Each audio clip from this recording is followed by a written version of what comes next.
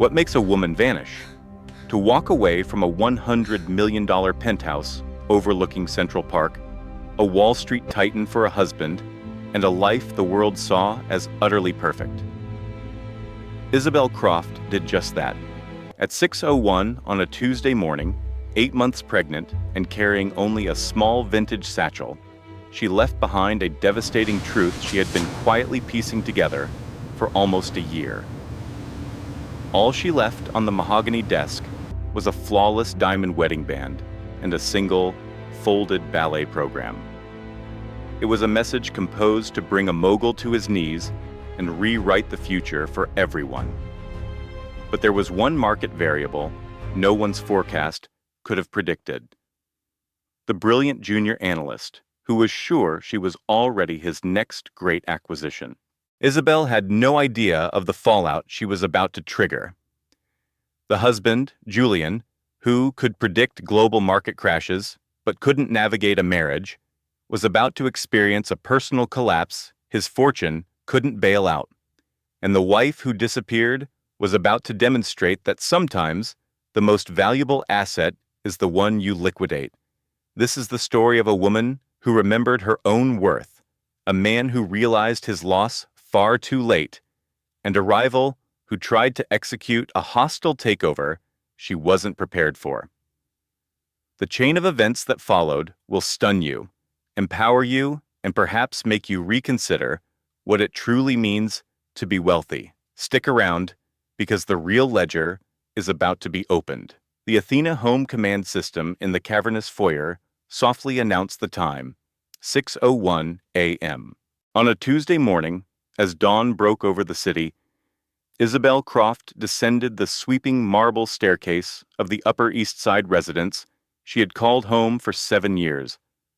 One hand clutched the worn leather strap of the satchel, the other rested protectively on the swell of her stomach, shielding the daughter she had carried for 8 months. Their housekeeper, Sophia, stopped dusting a priceless sculpture, her expression filled with a genuine warmth that went far beyond her employment. "Leaving so early, Mrs. Croft?" she asked, her voice rich with an accent that reminded Isabel of home. Isabel offered a small, sincere smile that Sophia would think about for days to come. "I am. Thank you for everything, Sophia. For all of it." A finality echoed in her voice, making the older woman hesitate. But before she could inquire further, Isabel was gliding through the massive, silent, automated front doors. A prearranged car service was waiting at the curb, slipping into the early morning traffic, taking her away from the $100 million view, away from the cold elegance of her life, and away from the man who was in love with her public persona, but couldn't cherish her private soul. 4 hours later, Julian Croft stirred in the center of their enormous custom-built bed. His hand slid across the cool silk of the sheets, expecting the familiar warmth of his wife, but found only an empty, cold expanse of imported fabric, lavish and empty. He sat bolt upright, a sharp line forming between his eyebrows. For 7 years, Isabel had always been awake before him, the quiet sounds of her morning meditation, or the soft scent of the jasmine tea she brewed, filling their home with a gentleness he hadn't truly appreciated in years. The silence this morning was wrong. It felt like a calculated, deafening void. "Isabel?"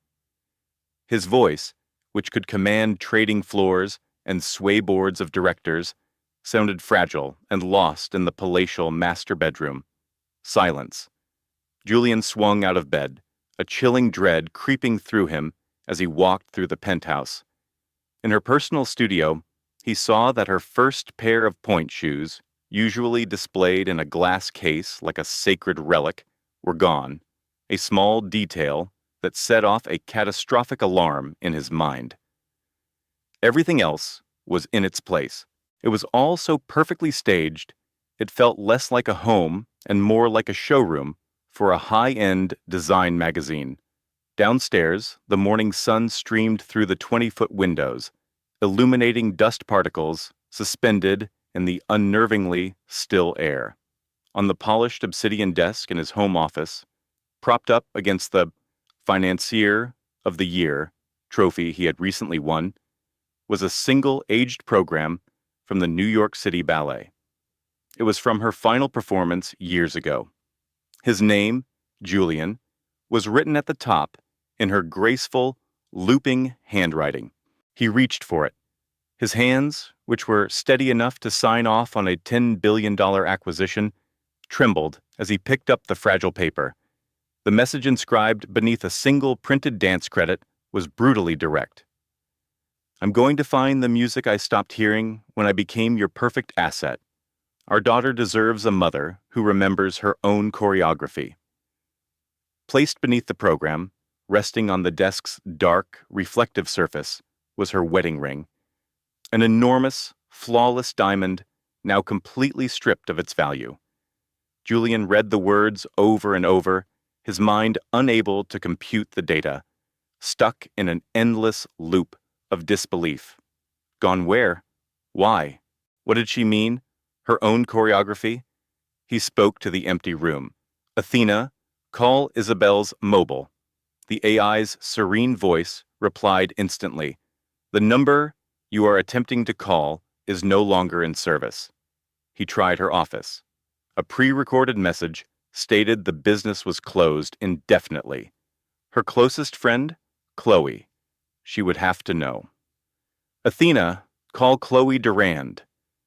The call went straight to voicemail, Chloe's cheerful voice explaining she was on a 2-month expedition in the Amazon, completely off-grid and unreachable until April.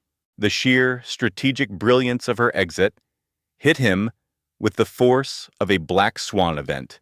Julian slid to the polished marble floor, his back pressed against the leg of his desk, the ballet program crushed in his fist. For the first time in his life, he felt a terror that had nothing to do with market corrections or federal investigations. This was a deep, systemic dread, the feeling of having his entire portfolio, his entire world, wiped out in an instant. "Where's my wife?" he whispered to the silent, observant room. "Where is my daughter?" Let me show you how the balance sheet became corrupted. Let me tell you about the perfect life that was, in truth, the perfect illusion. Let me tell you about an ambition so consuming it leveraged every relationship it touched, and about a woman who loved a man so much she had to crash his entire market to save herself. Because sometimes the only way to build something real is to start from a complete liquidation. 72 hours earlier, Isabel had woken up in that same bed, alone. The panoramic view of the Manhattan skyline was a stunning backdrop for a life that felt increasingly like a performance she could no longer endure. She found Julian's message not on a pillow, but as a clipped email on her bedside tablet. Closing the Axiom deal will be an all-nighter, don't wait up, Jay. No good morning, no, how are you feeling? Not even an I love you, just the detached initial.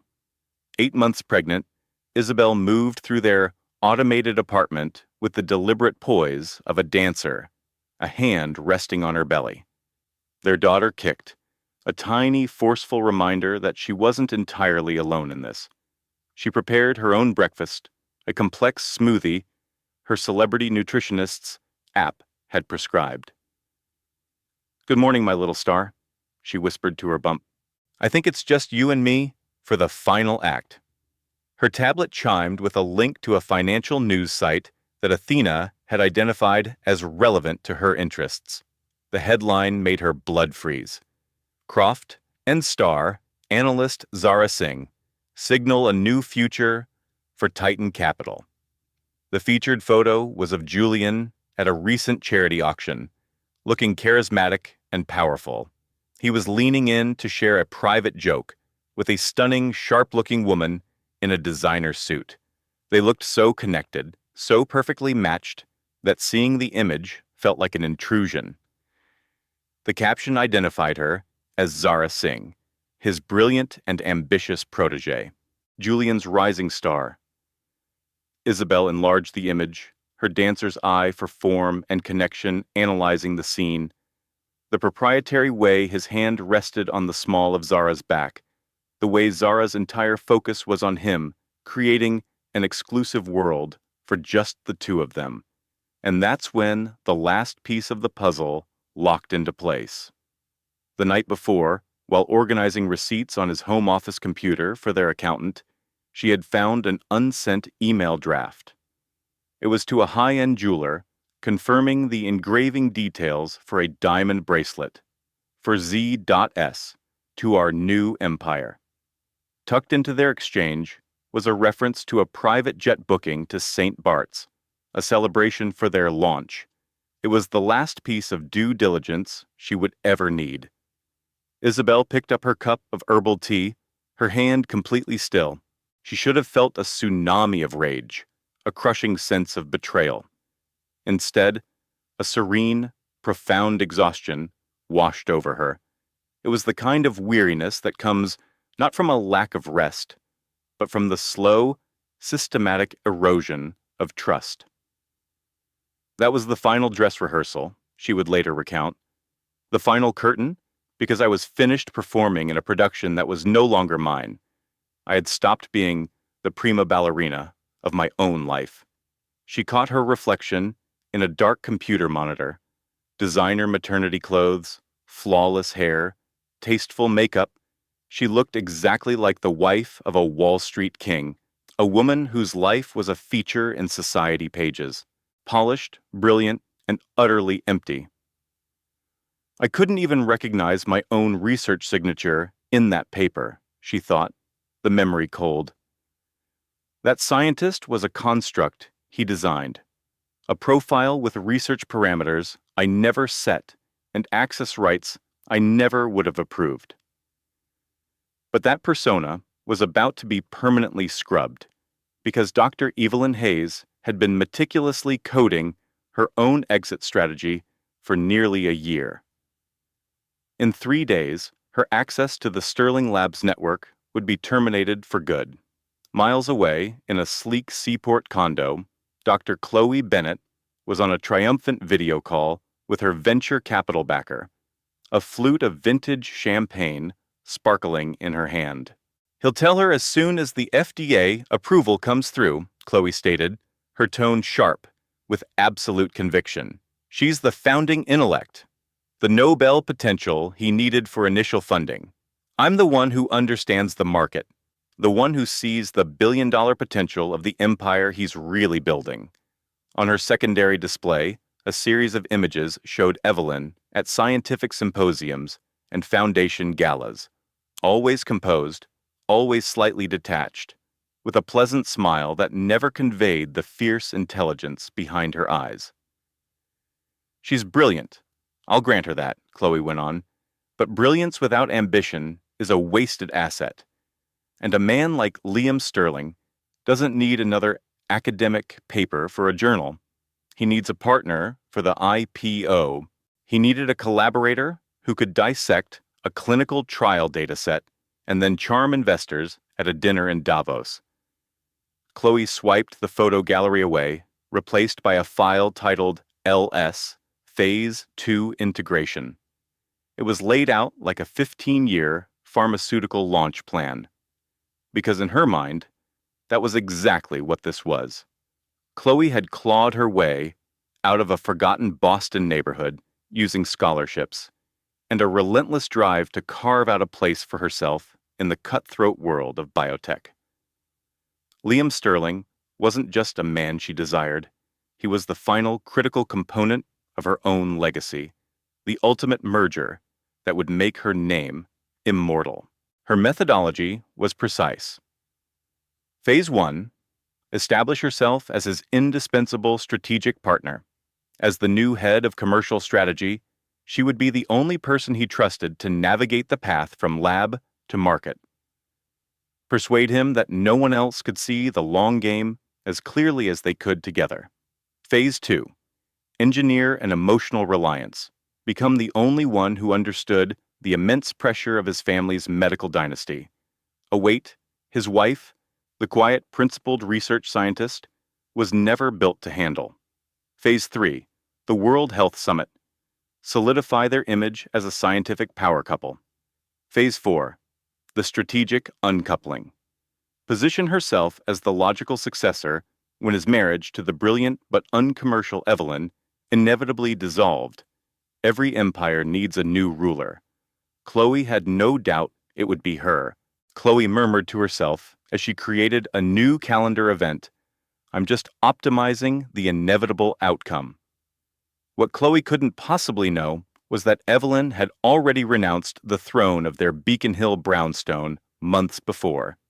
She had already executed her own escape, a plan to trade the sterile, glass-walled cage for a life of tangible discovery.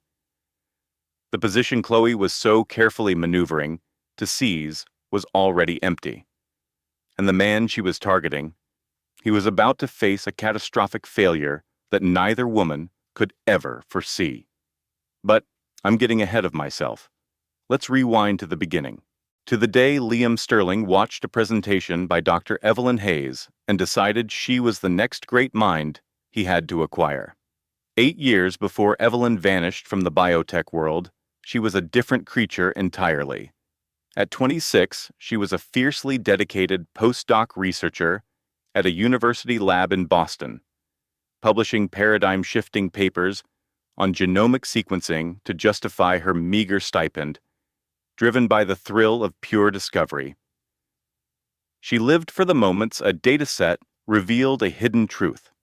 Her tiny apartment near the university was a controlled chaos of research notes and academic journals.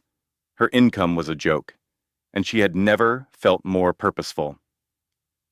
On a cold winter night, Evelyn was at a pub with her mentor, a grizzled old professor named Dr. Alistair Finch. They were reviewing the final data for a paper on genetic markers for a rare disease. A massive pharmaceutical corporation, a competitor of the Sterling family's firm, had tried to acquire her lab's funding to steer the research in a more profitable but less accurate direction. If you let them compromise this data, Ev, a real chance for a breakthrough gets buried, Alistair said, his expression grim. Don't let them. What you've found here matters. Evelyn tapped the printout on the sticky table. They won't compromise it, she vowed. Good data always finds the truth. It did. She published it in an open access journal. Evelyn stood in a crowded lecture hall, presenting her findings, feeling the focused silence of her peers hanging on every chart. Her paper won a major research award. Afterward, Alistair crushed her in a hug, his eyes bright. You see? You gave them something real. She felt it in her bones at that moment, the clean, pure satisfaction of contributing to human knowledge. That was her purpose. That same month, still energized by her success, Evelyn was at a donor reception for the university's science program. She wasn't there to donate. She was the rising star the school was showcasing to loosen the purse strings of the wealthy. She wore a simple navy dress, feeling out of place among people whose watches cost more than her lab equipment. That's when Liam Sterling made his entrance. He was 32, the dynamic new CEO of his family's biotech empire, a Boston Brahmin who was transforming the legacy company into a modern powerhouse with brutal precision. He had the sharp, analytical gaze of a man who saw everything as a variable to be optimized. While speaking with a university dean, his eyes scanned the room and locked onto Evelyn. He ended his conversation abruptly and moved toward her with unwavering purpose. The room seemed to part for him. Dr. Evelyn Hayes, he said. It was a statement, not a question. Your paper on CRISPR-Cas 9 modifications was a masterpiece of elegant methodology. His focus was so intense, it felt like a physical force, drawing all the energy in the room toward them. I'm Liam Sterling. Mr. Sterling, she answered, suddenly conscious of the chasm between their worlds. Her off-the-rack dress and his perfectly tailored suit, the way the entire room's gravitational center had just shifted to him. "You have a brilliant mind," he said, "but you're publishing for a rounding error." A flash of indignation ignited in her chest. "I beg your pardon?" "Your work belongs at the forefront of a global initiative, backed by a real platform, not collecting acrylic trophies in a university common room." He said it with such calm certainty, as if outlining a future she was too naive to see. Evelyn lifted her chin. "And what makes you think I'm interested in a platform?" A genuine, almost boyish grin broke through his corporate armor. "Because every great scientist wants to see their theories change the world, don't they? Not every scientist's ambition is measured in market caps, mister." She let his name hang in the air. "Sterling. Liam Sterling. And I'd like the chance to convince you otherwise." Dinner. She knew she should refuse. She should have seen the danger in the way he dismissed her entire world, the assumption that she was just another piece of intellectual property to be acquired. But he was looking at her like she was the most important scientist alive, and after years of fighting for grant money, that kind of validation was a powerful catalyst. One dinner, she conceded. One dinner became two, then a conference in Geneva. It was a dizzying, 6-month intellectual courtship. Liam introduced her to her scientific idols, he debated the ethics of her most controversial papers, and he listened, with ferocious intensity, to her wildest theories. He gifted her a rare first edition of a seminal genetics textbook, not jewelry, as if he recognized the true objects of her devotion. He met her mentor, Alastair, in his cluttered university office, and impressed the old professor with his deep understanding of cellular biology. As they were leaving, Alastair took her arm. "Are you sure about this one, Evelyn?" he murmured, his brow furrowed with concern. "That corporate world of his, it has a way of editing people. Make sure you don't lose your name on the final publication." "He loves my work, Alastair," Evelyn insisted, believing it completely. "He sees my potential." "Just be sure he's still seeing you in 5 years." 6 months after they met, Liam proposed on the top floor of the new Sterling Labs tower, with the lights of the Boston skyline glittering like a neural network below. The ring was a framed document, the incorporation papers for a new research division built entirely around her, with her named as Chief Scientific Officer. Evelyn said yes, because she believed she was writing her own breakthrough discovery. Their wedding was a small, tasteful ceremony. Evelyn wore a simple, elegant dress. She carried a bouquet of orchids and felt like she was stepping into a new, brilliant phase of her life's work. In the wedding pictures, she looks luminous, completely blind to the fact she was trading her academic freedom for a corporate title, her piercing intellect for something more manageable, more marketable, and ultimately much smaller. The mutation of a person is always gradual at first. Year 1. Liam was in Shanghai, securing a partnership, and was absent from the award ceremony in Stockholm, where Evelyn's foundational research won a Lasker Award. She watched a live stream from their enormous empty brownstone, sipping champagne and wondering why the honor felt so distant. Year 2. Evelyn told Liam she was starting a new line of inquiry into a non-coding DNA sequence with no clear commercial application. His reply came from behind his laptop. "Why would you do that? The resources are immense. You can oversee the Sterling Foundation's research grants. You don't need to be at the bench anymore." "The bench is where the discovery happens, Liam." She tried to make him understand. "It's who I am. You have a far greater impact on science sitting beside me at these investor dinners, he countered, supporting the platform I'm building. That creates a bigger legacy than one obscure paper. Evelyn let it go. She was exhausted from organizing a fundraiser the night before and lacked the energy for the debate.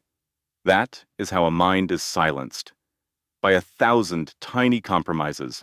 By year 3, Eliza attempted to start a small foundation providing musical instruments to inner-city schools. Marcus was overseas, and when he finally learned of her project, his remark was offhand but sharp. "Sweetheart, those little charities will just wear you out. You belong on the board of the symphony."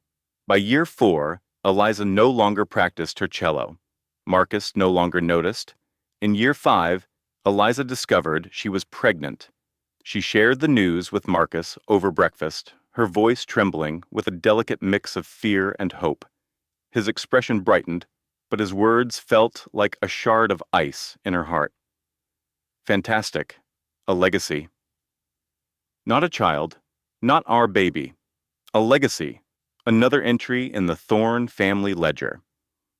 A person whose future was already capitalized before they could even take their first breath. 6 years into their marriage, Eliza had become a ghost in her own house, a Pacific Heights mansion that felt more like a modern art gallery than a home.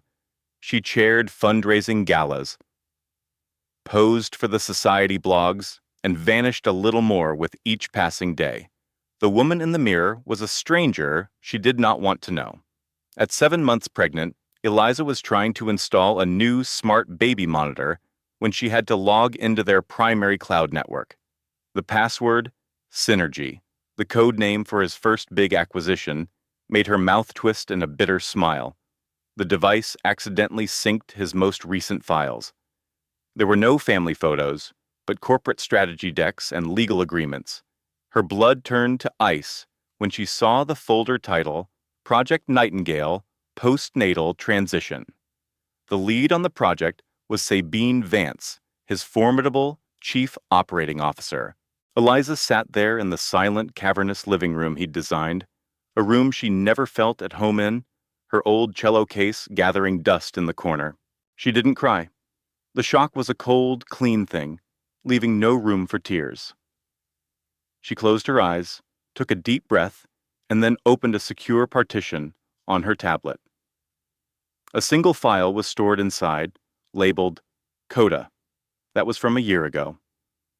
Since that night, Eliza had been orchestrating her departure with the same meticulous precision she once applied to a Bach concerto.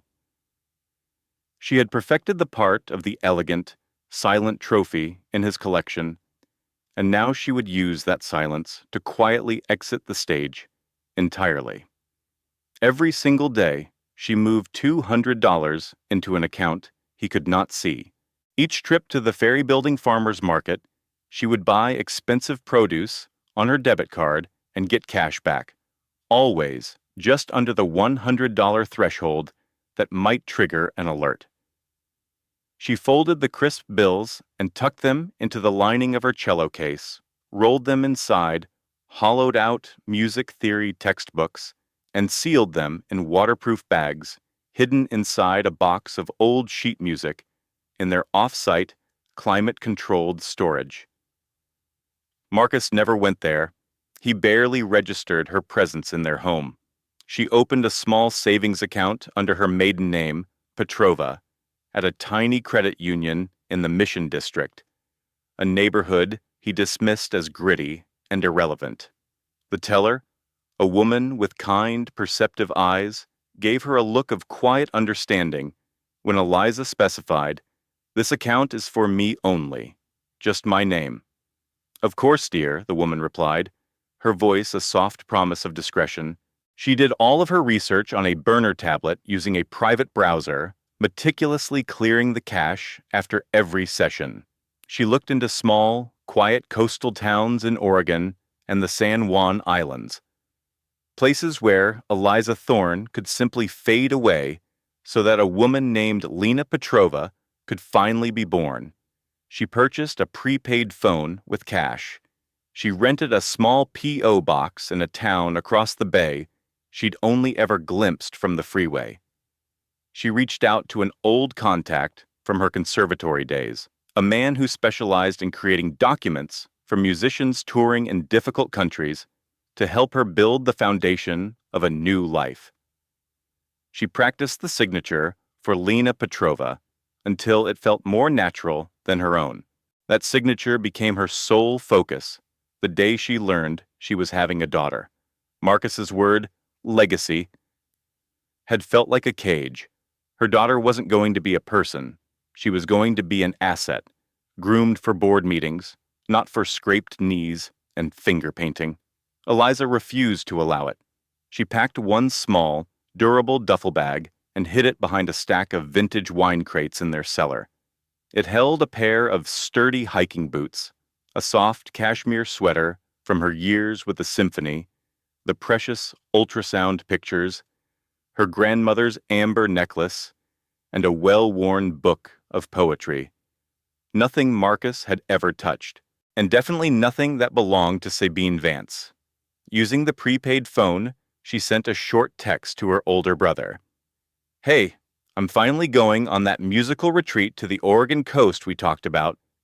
We'll be completely off the grid for a while to find some inspiration. I'm okay, don't worry."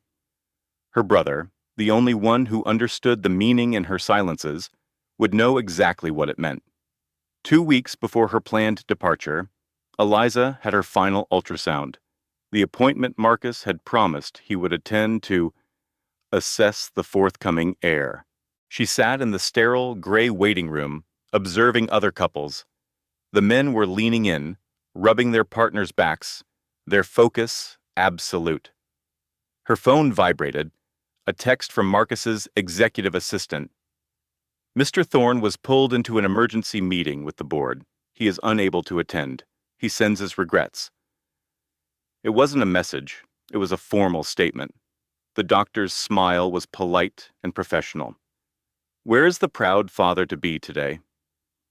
"Finalizing a merger," Eliza replied, the words tasting like poison. "He's always building something." The grainy black and white image appeared on the screen. "You have a daughter," the doctor said, her voice softening with warmth. "A very healthy, very strong little girl." Eliza reached a hand up to the monitor, a single tear escaping and tracing a path down her cheek. "Hi, Anya. I'm your mama, and I promise you, you will have a life, not a line item." That evening, as Eliza sat alone in their mansion watching the fog roll over the Golden Gate Bridge, Marcus was having dinner with Sabine in a private room at a restaurant perched high in the city. It was the same table where he had first promised Eliza the world. Sabine wore a severe, stylish suit the color of granite. They discussed market projections, stock options, and a future that had no room for a wife and child. "So, what is the timeline for the domestic transition?" Sabine asked, swirling a glass of expensive whiskey. "The day after the IPO goes public. The prenuptial agreement is unbreakable. She receives the settlement and the condo in the marina." "And if she proves uncooperative?" Marcus's smile was a thin, cruel slash. "My legal team will make her existence so complicated, she'll be relieved to sign." Sabine leaned forward, her voice low and cutting. "I'm not her, Marcus. I won't be organizing charity events. I will be on the board with you." "I'm aware," he said. "That is precisely the point." They clinked their glasses together, a silent acquisition, completely oblivious to the quiet revolution being planned 30 stories above them. That night, she found the final piece of confirmation. Unable to sleep, she walked into his home office, a space she typically avoided. Months ago, for his birthday, she had given him a rare, vintage fountain pen, a gift he had acknowledged with a polite nod before putting it away. On his desk now sat a sleek, multi-monitor command center, a recent installation by Sabine. On an impulse, Eliza turned it on. It was already logged into his corporate messaging system. She saw a private channel between him and Sabine labeled Project Nightingale. She scrolled up, reading the history. The words were there in cold blue text. S. What about the E factor? M. Postpartum, cleaner optics. She'll be too depleted to mount a significant challenge. S. And the nursery conversion? M. Your plans for the home office are approved. Demolition begins the week she's relocated. The betrayal was no longer an emotion. It was a business plan. Eliza's former identity as a musician, a woman who understood passion and nuance, had been muted and suppressed during her marriage. She had almost forgotten that person was still there. But seeing their cold, tactical notes, planning her own redundancy, that woman woke up. She hadn't needed a private detective. Marcus had left the minutes of his own treachery. It was brutally apparent he would never be her protector. Her final piece was composed. The performance was about to begin. In 24 hours, Eliza Thorne would cease to exist, and the perfectly engineered life they presented to the world would have a sudden, empty space. Saturday night, 10 p.m., Eliza stood in the vast, silent kitchen of the mansion. 7 months pregnant, she was staging her final quiet act. She took a single, framed piece of sheet music and set it on the cold, stone mantelpiece.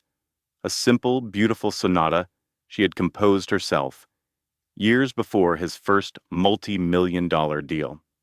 She had sent the staff home for the weekend, craving the profound quiet for what came next. The air was still, carrying only the scent of glass and the faint, distant moan of a foghorn from the bay. Her hands were perfectly steady, a musician's calm, as her mind captured one last image of the view. The string of lights on the Golden Gate Bridge, the low hum of the city from high atop the hill, the crushing weight of her diamond ring, a flawless, perfectly cut deception. Marcus arrived home at 10:30, not smelling of another woman, but crackling with the energy of a successful hostile takeover. He was on his phone, his voice sharp and decisive, as he walked through the living room. He did not notice the music on the mantelpiece. Model, Genevieve, make sure the final blueprints are couriered to Dubai. Yes, by noon. The sheikh reviews the presentation at 6. Clara stood by the window, silent. Arthur ended his call and finally noticed her presence. He glanced at the ultrasound photo in her hand, his eyes scanning it, with the detached precision of a man reviewing a structural analysis. Is something wrong? He asked, his focus already drifting back to the architectural model on the massive steel table. She watched him, the silence stretching across the cavernous penthouse. Finally, she held up the small, grainy image. The doctor said everything looks perfect, she said, her voice quiet. Our baby. A small analytical frown creased his brow as he took the photo. He was searching for a flaw in the design. The proportions are adequate. He had no concept of the miracle, of the tiny heartbeat, of the dreams she had woven into that monochrome image. He had forgotten, or, more accurately, he had never learned how to process data that couldn't be rendered in three-dimensional software. Clara studied his face, memorizing it for the last time, the severe angle of his jaw, the cool silver of his eyes reflecting the city lights, the complete and total absence of wonder in his world. This was the only confirmation she needed. This was the image that would give her the strength to walk away.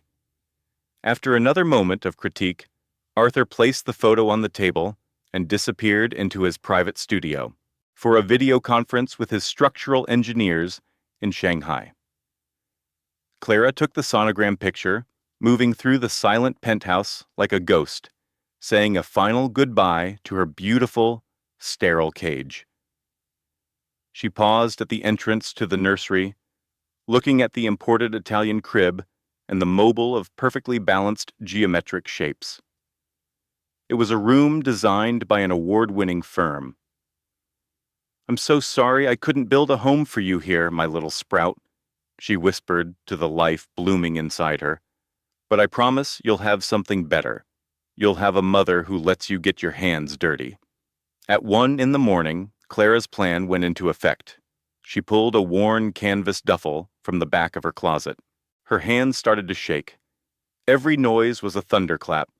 The rustle of the heavy-duty fabric, the soft click of a zipper, the frantic, desperate rhythm of her own heart.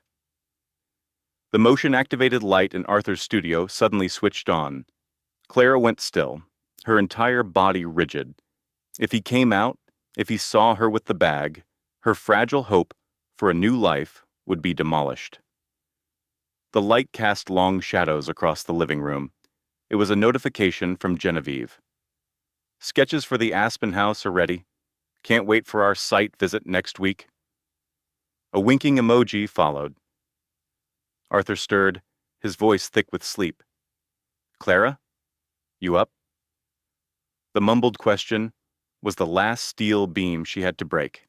Just checking on the hydroponic garden, she whispered, the lie a well-practiced piece of architecture. The baby's kicking again. There's a sensor for that, Arthur murmured, his voice already fading. Go to sleep. He rolled over, already returning to a world of stress tests and schematics, utterly certain that the perfectly ordered environment he had constructed would function as designed. It was an anomaly beyond his comprehension that a variable like his wife would choose to deviate from her pre-approved parameters.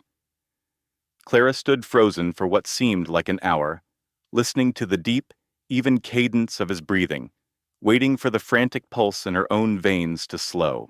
Then, with quiet purpose, she slipped a folder of hand-drawn botanical sketches into her old canvas bag, waiting for the deepest part of the night, when the city's hum would finally soften.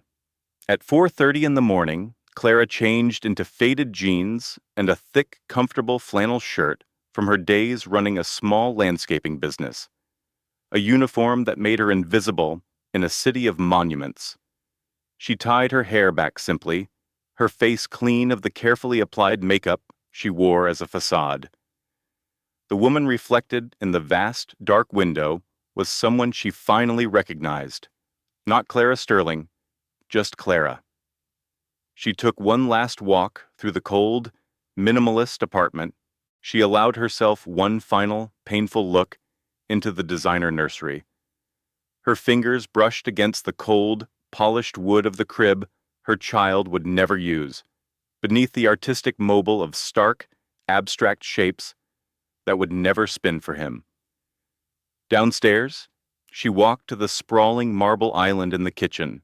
She took the single, wilting orchid from its vase, its petals bruised and brown, and laid it in the center. Beside it, she placed down the sonogram photo. In the middle of Arthur's prized architectural model of the city, she left a single, devastating message. It was a folder containing the signed, original plans for a secret love nest in Aspen, complete with intimate sketches of Genevieve. She placed her wedding ring, a custom-designed platinum band, meant to evoke a skyscraper, next to the orchid. The piece of modern art, a symbol of a flawed foundation, reflected the distant, indifferent lights. It was a hollow, empty design. Clara took only one thing from that life, a small leather-bound journal filled with sketches of plants and garden designs, not to remember Arthur, but to remember the woman she had been, creative and vibrant, before she had allowed herself to be trimmed and potted like one of his decorative plants. I won't raise my son in a glass box, she whispered toward the silent master bedroom. I'm taking him somewhere he can put down roots. At 4:45, Clara stepped into the silent, brushed steel elevator. The canvas duffel felt wonderfully light, carrying only what was essential for a life to grow. The elevator descended, each floor a quiet demolition of Mrs. Sterling, and a step closer to Clara Miller. The lobby, a cathedral of marble and glass, was empty except for the night doorman. It wasn't the usual doorman, Michael, but an older man named George, who remembered when she first moved in. He looked up from his newspaper, a kind, surprised look on his face. "Mrs. Sterling, you're off early this morning." Clara's pulse hammered. She hadn't planned for this gentle, human variable. "Just restless, George," she said, her voice steady. "An old friend is driving up to the botanical gardens to see the corpse flower bloom."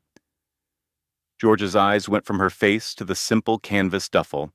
She saw a flicker of understanding in his gaze, a sense that the woman he was seeing now aligned with the woman he remembered from years ago. "Should I have your town car brought around?" "No!" The word came out too fast, too sharp. Clara softened her voice with a genuine smile. "No, thank you. My friend is picking me up. I didn't want to disturb Arthur. He has that big presentation for the Dubai Tower." George held her gaze for a second longer than was necessary. Clara's heart pounded. He knew, he had to know, something was amiss. But then he just gave a warm, knowing smile. "Well, you enjoy that. Nothing like real flowers." A nondescript sedan, booked on a cash-based app, slid to the curb. George pushed open the enormous heavy glass doors Michael usually just automated for her, and she stepped out of her climate-controlled tower and into the cool, fresh air of a Chicago morning. She never looked back. The Amtrak conductor gave a weary nod as she lifted her duffel bag onto the train. Conversation was not part of the 5 a.m. service heading west. Union Station was a cavernous, echoing hall of granite and brass, populated by cleaning crews and the occasional, soul-weary traveler. Clara kept her head down, her face turned away from the network of security cameras. At the ticket counter, the agent was a young woman who looked like she'd rather be anywhere else. "One way to Denver, please," Clara said. The agent tapped on her keyboard. "That's a long haul." "You sure?" Clara felt a wave of pure terror, a wild fear that Arthur's perfectly handsome face would suddenly appear on the news screen behind the agent. Or worse, that his firm's security consultants would materialize to escort her back to the penthouse. "Positive," she stated, her voice solid. She paid with cash, worn bills she had saved from quietly selling rare plant cuttings online to a small community of collectors. No credit card, no name, no digital trail. The paper ticket felt like a deed to a new life. At a newsstand, she saw his face on the cover of an architecture magazine. Arthur Sterling, designing a perfect world. In the photo, she stood slightly behind him, a beautiful, inanimate object in his perfect composition. She turned away quickly. A young man in a business suit did a double take. "Hey, you're now boarding the California Zephyr, making all stops to Denver at Gate 5. Clara moved fast, her body still learning the rhythms of the new life within, the duffel bumping against her leg. She didn't feel safe until she was seated near the back of the car, by a large window hidden by the glare of the station lights and a lifetime of being overlooked. The train lurched forward at 5:31 in the morning, the exact moment a pre-written email from a burner account sent a detailed fake itinerary for a week-long yoga retreat in Arizona to Arthur's personal assistant. As the Chicago skyline, his steel and glass kingdom, shrank in the morning mist, Clara felt a deep, foundational shift inside her. Not a demolition, but a groundbreaking. The slow, quiet germination of a life she had thought was paved over. The woman in the seat across the aisle, older, with kind, observant eyes and dirt under her fingernails, saw the single tear that escaped and slid down her cheek.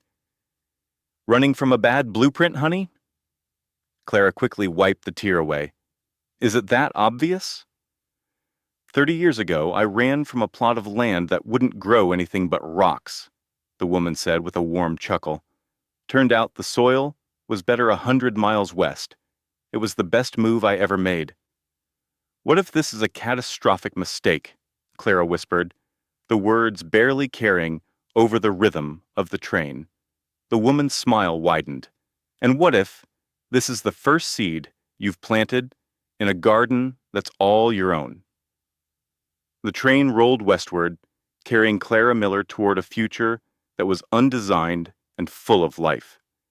Behind her, Mrs. Arthur Sterling was already part of a forgotten blueprint. In his sun-drenched Park Avenue penthouse, Arthur Sterling slept, oblivious to the fact that his meticulously constructed empire was about to suffer a foundational collapse.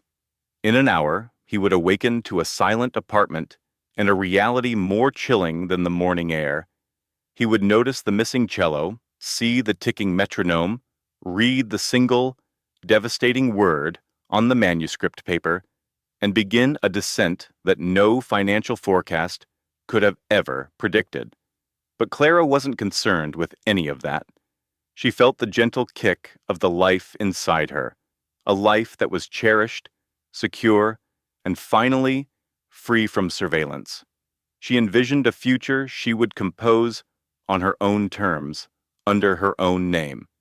She thought of a community orchestra in rural Maine she'd seen online that was searching for a new lead cellist, one that had a small cottage available for a woman expecting a baby, with a completely erased digital footprint and a reclaimed identity. Mrs. Sterling had been a flawless performance, but Clara Rossi was ready for her debut. The train sped northward as dawn broke, and Clara watched the landscape illuminate on the first morning of her real life. Arthur's circadian rhythm alarm gently brightened the room at 6:52 a.m. The automated blackout curtains glided open, showcasing the sprawling canvas of the Manhattan skyline. His arms slid across the cool, expensive linens, an unconscious habit born from 6 years of marriage, reaching for the familiar warmth of Clara's presence. Nothing. Cold sheets. He sat up instantly, a shadow of confusion crossing his features. In their entire life together, Clara had never once deviated from their morning symphony. She was his 5 a.m. espresso, the perfectly steamed milk settling into the dark liquid just so. She was the starched collar of his shirt, the reassuring weight of his custom-made watch. He expected her to be there, a quiet, graceful presence in their morning ritual. But today was different. Clara? His voice, a command on construction sites and in boardrooms, was tentative in the cavernous silence. Nothing. Arthur Sterling slipped from the sheets, pulling on a cashmere robe as he moved through their sun-drenched Park Avenue penthouse. Her music room was still. The grand piano gleamed, untouched. Her collection of antique sheet music was perfectly aligned on the shelves. But the cello, her prized amata that always leaned in the corner by the window, was gone. The absence was a structural flaw in the room, a void that threw everything off balance. "Clara, my love," he called again, a thread of real urgency in his tone now. The apartment remained tomb silent, a stillness that felt like an ending, not a pause. Arthur descended the marble staircase, his steps echoing. In the grand living room, where the city's skyline served as their art, he saw it. Placed squarely on the center of his favorite Eames chair was her metronome. It was ticking, a slow, steady, deliberate beat. And next to it, her wedding band, its diamond catching the morning light, cold and alone. He drew closer and saw a single folded piece of manuscript paper tucked beneath it. The title, written in her elegant hand, was one word: Coda. "I have gone to find my own music. Please do not follow. Our child deserves a mother who can play her own song." He read the words written below the musical staff. It was a simple, haunting melody he'd never heard before. His mind, which could calculate the precise stress tolerance of steel beams and the future value of a city block, couldn't process the message. It was an equation with variables he'd never accounted for. Gone where? Her own music? She was Clara Sterling, his wife, the mother of his heir. She couldn't just divest from their life. He grabbed his phone to call her. Her mobile was on the nightstand, powered down. He dialed her best friend, a violinist with the Philharmonic. The line rang once, before a crisp text message appeared. The number you have dialed is no longer taking unsolicited calls. Any inquiries for Ms. Anja Petrov will be handled through her agent, a professional firewall, perfectly constructed. Arthur called his head of security. Marcus, did you see Mrs. Sterling leave? Yesterday afternoon, Mr. Sterling. Around 3 p.m. She took a car service. Not the Bentley? No, sir. Said she was heading to a chamber music workshop in the Berkshires for the week. She had her cello case and one small overnight bag. She seemed very composed, sir. Quite at peace. Composed. That word landed like a wrecking ball in Arthur's gut. Not frantic, not tearful, not conflicted. Composed. As if this were a performance she had rehearsed for months. As if she had executed this final movement with the flawless precision of a concert cellist. Arthur sank into the leather sofa, the sheet music crinkling in his fist. For the first time since a rival developer nearly bankrupted him in his 20s, he felt a profound, structural failure. A collapse that had nothing to do with zoning laws or leveraged buyouts, and everything to do with a foundational part of his life being deliberately and permanently removed. "Where is my wife?" he whispered to the sprawling, silent apartment. "Where is my son?" At 9 o'clock in the morning, cited, Isabel pushed open the penthouse door with her own key. She was holding 2 coffees and wore her ambition like a Savile Row suit. "Arthur, honey, you'll never guess the offer we got on the Meridian site." She stopped cold, seeing him by the window, still in his robe, looking like a man staring at the rubble of his own building. In all the months of their affair, she had never seen him undone. Arthur Sterling was a monument, solid and immovable. This man was a ruin. "What is it?"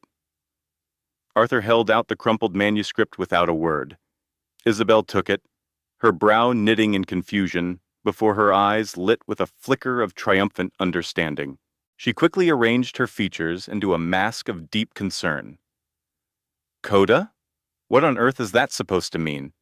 "Gone. She left. Took our child. She just ended things." His voice was a monotone, a dead signal. Isabel sat beside him, her mind already rezoning the future and assessing new development opportunities. This was it, the demolition she had been waiting for. Clara was gone, clearing the site for Isabel to become the new Mrs. Sterling. She just needed to manage the project flawlessly. "Oh, Arthur, the baby. Is he safe? Should we call the authorities?" "And tell them what? My pregnant wife left a piece of cryptic sheet music and vanished?" "She's a grown woman." Isabel placed a hand, tipped with a blood-red manicure, on his arm. "Arthur, has she seemed fragile lately? The hormones during pregnancy can cause such profound emotional shifts, you know, even before the baby arrives." Arthur seized the explanation like a safety harness. It was a logical reason for an illogical event. "She has been distant, quiet. We need to handle this with discretion for her sake. If the press caught wind of this, they could destroy her. They might call her unstable." The words were carefully chosen, designed to protect Isabel's future as much as his own image. If the world knew Clara had left him, they would ask why. They would find Isabel. They would call her a homewrecker, not a partner. Arthur nodded, his eyes fixed on the new skyscraper he was building downtown, oblivious to the predatory glint in her gaze. "You're right. We'll handle this internally." What neither of them knew was that, in an office downtown, the head of the New York Landmark Conservancy was opening an anonymous manila envelope.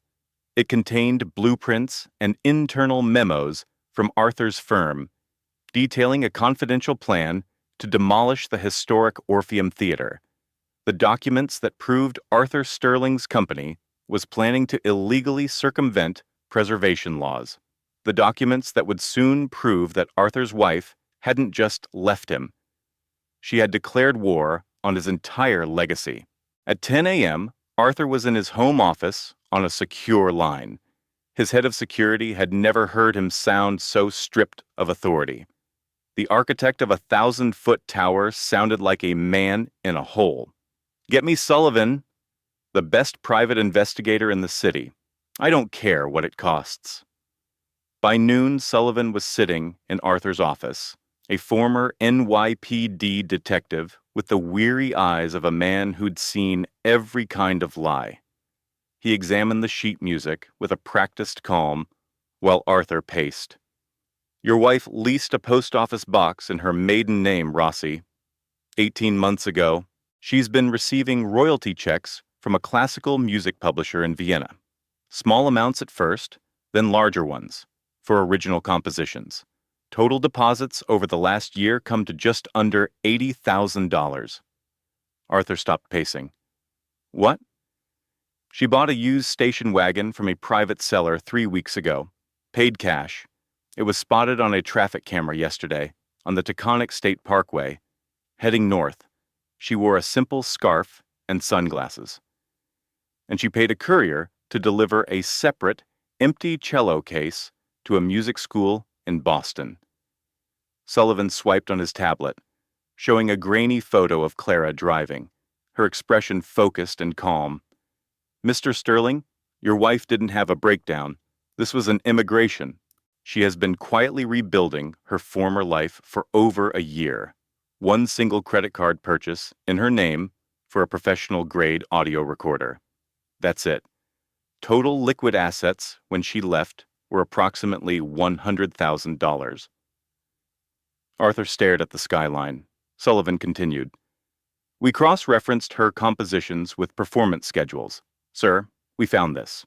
From a small arts journal in Vermont. A critic praised a new guest cellist at a summer festival named Clara Rossi. The review mentions her achingly beautiful original work." He slid an iPad across the desk. A photo of a woman, her hair pulled back, holding a cello and smiling a genuine, unburdened smile. She looked nothing like the impeccably styled Mrs. Sterling. "Mr. Sterling, your wife didn't just leave. She reclaimed her own name. This was a masterwork of quiet rebellion. She's been cultivating this departure for over a year, Mr. Croft." The words struck Julian like a denial-of-service attack on his own life. For over a year, while he'd been coding his AI empire and sleeping with Sasha, Elena had been cultivating her own future.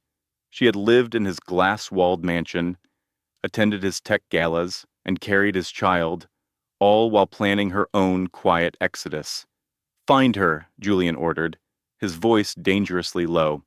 "I don't care what the cost is. Find my wife." Harris, his head of security, looked at him with an expression that was almost pity. "Sir, when a person goes to this level of effort to disappear, they almost never want to be found. And the family courts, they tend to side with the mother, especially a pregnant one leaving a high-stakes marriage. I gave her everything. Did you give her a world she could actually breathe in?" The question hung in the sterile air, sharp and unanswerable. Over the next week, Julian's meticulously ordered world began to glitch. Harris's team traced the intricate root system of Elena's new life, the conservation trusts set up under her maiden name, the memberships in obscure botanical societies, the trail of rare seed purchases that led from Northern California to coastal Oregon before the trail went dark. They were always one season behind her. Julian stopped going to the office. He ignored the board's panicked emails about the data breach scandal and let Sasha's messages go unread. He spent his nights in his self-driving car making endless loops around the San Francisco Conservatory of Flowers, where they'd wandered through the orchid exhibit on their first date. He would just stare at the grand, fog-shrouded glass building, as if his sheer force of will could render her image inside. An old groundskeeper, trimming ferns one evening, saw him. "You look like a man who's lost his garden," he said, not unkindly. "My wife? She's gone." The old man nodded slowly, his eyes knowing. Sometimes a wild orchid has to leave the greenhouse to find its own soil. The words haunted Julian. He began to see his marriage with a painful new resolution, one not distorted by the glare of his own relentless ambition. He remembered how Elena's excited talk of ecosystems and biodiversity had slowly faded to silence. He recalled how she, a world-renowned botanist, had become just another curated specimen in his minimalist smart home. She had lost her color, her vibrancy, until she was just a faint, sad photograph in their own home. He had done that. He had taken a woman who was a forest of life and passion and tried to prune her into a simple, predictable houseplant that fit his investment portfolio. He had taken her extraordinary mind and sealed it inside his cold, logical code, and the thoughtless cruelty of a man who had stopped paying attention to the person right next to him. On day 19, his co-founder Ben found the first real clue. It wasn't on the network. It was a freight bill for a custom-built, climate-controlled terrarium shipped to a specialist nursery in a tiny town on Washington's Olympic Peninsula. Julian was on his private jet within the hour, desperate for any clipping from the new life that was his wife's escape. Port Townsend was a town of 9,000 people, a place where a tech billionaire was a foreign species. The owner of the local bookstore remembered Elena, a quiet woman, very pregnant. She'd bought a set of antique coastal survey maps about a month back, saying she was looking for a place where you could feel the earth breathe. Julian sat in his gleaming Rivian on a street lined with Victorian storefronts and slammed his fist on the dashboard. He just yelled until his throat was raw, until he had let out a fraction of the rage and fear and profound emptiness that was corrupting his code from the inside. He was always chasing her shadow, always a step too late, always 1,000 miles from where she had just been. 3 weeks ago, Sasha Petrova was making the mansion her own. A new biometric security system here, a holographic art installation there. Sasha was methodically overwriting any trace that Elena had ever lived in the Hilltop estate. She met with a designer describing a vision of algorithmic austerity, polished chrome, smart glass, and integrated AI, a temple to absolute control. Mrs. Croft's organic clutter is no longer compatible with the brand's forward trajectory, she told the designer with a wave of her hand. And once the legalities are processed, there will be a new Mrs. Croft. What Sasha didn't know was that Ben Carter, Julian's co-founder, was watching her from the main server room. He was quietly auditing network access logs and corporate expense accounts, noting how Sasha had systematically isolated Julian, becoming his sole strategic advisor. Ben had always been Julian's biggest advocate, but now he was forced to be his forensics expert, and the hostile takeover he was uncovering threatened to bring their entire tech empire crashing down. The 31st day dawned. It was the day of the keynote presentation for Oracle, Julian's life's work. He was supposed to be on that stage, the undisputed visionary of the San Francisco tech scene. Instead, he looked like a man haunting his own server farm. He hadn't shaved, his designer hoodie was creased, and his eyes were dark, vacant sockets of despair. The venture capitalists and journalists in the front rows began to murmur. Ben pulled him into a green room. "Julian, we can cancel this?" "Say there's a server issue. You're in no condition to go on." "I'm fine," Julian snapped, his voice brittle as a silicon wafer. "Let's just run the damn demonstration." The presentation began, the air thick with anticipation. Julian stood before a massive, glowing screen displaying the Oracle interface, an icon that looked like a perfect, cold sphere of light.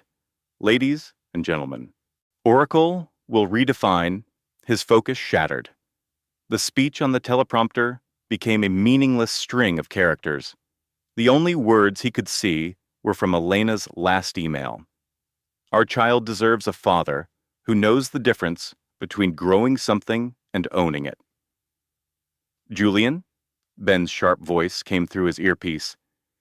The user retention projections. Are you with us?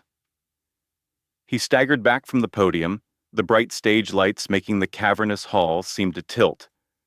Thousands of eyes were on him, a mix of confusion and investor-class impatience.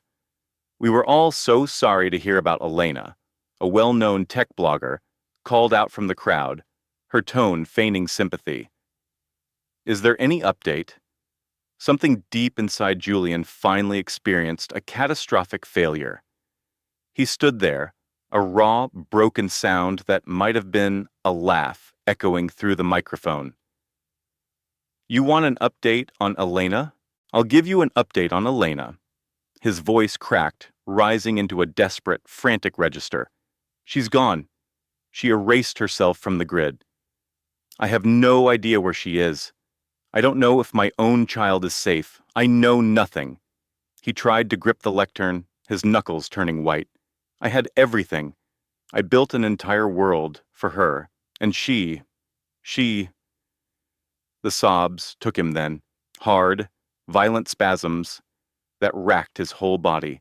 The sound of his raw, unencrypted grief echoed across the site of his greatest achievement. Julian Croft, the titan of Silicon Valley, collapsed against the lectern and wept like a lost boy. I don't even know if they're okay. What if they're in trouble? What if the baby? The 5,000 people in the auditorium were shocked into absolute silence. They had come to witness the launch of a multi-billion-dollar AI. Instead, they were watching the complete and total public meltdown of its creator. In the front row, Sasha watched with a cold, rising fury. This was not the man she had leveraged her future on. This weeping, pathetic man was not the visionary she had bet her career on. He was a market risk. Ben walked onto the stage, his voice calm and authoritative. We are experiencing a network issue with the main feed. Ladies and gentlemen, the demonstration is concluded. Please make your way to the networking reception. The audience shuffled away, their hushed whispers replacing the expected ovation. Only Ben remained, watching as Julian sobbed, utterly broken by the absence of the woman he had treated as his most valuable asset. I loved her, Ben, Julian choked out, struggling for breath. I loved her. No, Ben said, his voice quiet but sharp as a line of code. You loved the concept of her. You loved that she was brilliant and alive, the perfect organic counterpoint to your cold digital life. You never loved Elena because you never once took the time to actually see what was growing right in front of you. The words were both a diagnosis and an undeniable fact, and they deleted the last fragment of Julian Croft's carefully constructed identity. That evening, he checked into a private digital detox retreat in Big Sur for burnout, exhaustion, and what the intake form gently termed an acute systems failure.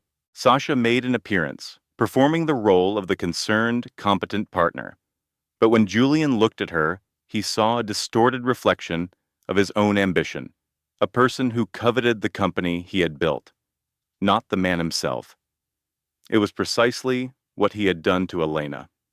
Leave, he said, his voice devoid of all data. Julian, I'm here to manage the portfolio until you've recovered. You're not her. You will never be her. Sasha's mask of control finally cracked, revealing the cold ambition beneath. She abandoned you. I am the one who is here, keeping your company from imploding. I know, he replied, and that's the problem. You are here for the algorithm. She left because of the man who valued his source code more than her. Sasha walked out of the retreat, the future she had engineered with such ruthless logic, now returning a fatal error. And in the high desert of New Mexico, more than 1,000 miles away, a woman named Eliza felt the first flutter of her baby. She rested a hand on her stomach and gazed at the vast, sun-baked mesa, completely oblivious to the tech dynasty imploding in her wake. Her world had shrunk to this single new life she was building. One quiet decision, one dusty breath, one determined moment at a time. 3 weeks after Eliza Sterling vanished from Palo Alto, a pregnant woman stepped off a Greyhound bus in Santa Fe. She was 7 months along, weary down to her bones, and the wad of cash in her purse felt dangerously thin. The trip had been a sweltering, anonymous blur across state lines, marked by sleepless nights and the lonely hum of roadside diners. But she was here. Eliza Mays had arrived. She paid a driver to take her north into a small town nestled in a valley where red rock formations rose toward an endless blue sky. The air was thick with the scent of dust, juniper, and roasting green chilies. Low, adobe buildings lined the main street, and dusty pickup trucks were parked at odd angles. It felt slower, older, and infinitely more grounded than the glass and steel canyons of Silicon Valley. Eliza was rejected by 2 different motels before the brutal truth settled in. They both demanded a credit card for a security deposit. Cash, she was learning, made people suspicious. But she couldn't register without an ID they could scan, not without creating the very digital breadcrumb she had spent a month painstakingly wiping clean. "I'm sorry, ma'am," the last motel clerk had said, his voice a mixture of pity and policy. "It's a corporate insurance rule." Eliza found a rough-hewn bench in the town's small plaza, her hand protectively shielding the curve of her belly from the intense sun, trying to suppress the panic that was rising with the heat. She had planned for so many possibilities, but this simple, procedural wall had never crossed her mind. The baby shifted, a gentle nudge beneath her heart, and for the first time since she fled, Eliza had no earthly idea what to do next. That night, she slept in the beat-up sedan she'd purchased for cash from a kid in a Phoenix parking lot. The driver's seat, tilted back as far as it would go, was an agony for her aching, pregnant frame. A wave of fear mingled with the cool desert air that seeped in around the window frames. It was a long and miserable ordeal. She cried without a sound, her palm pressed firmly over her womb. "I am so sorry, my sweet one," she whispered to the still, dark interior of the car. "I am so sorry. We will find a way through this. I promise you." On the third morning, dehydrated and near her limit, Eliza spotted a small cafe on the edge of town.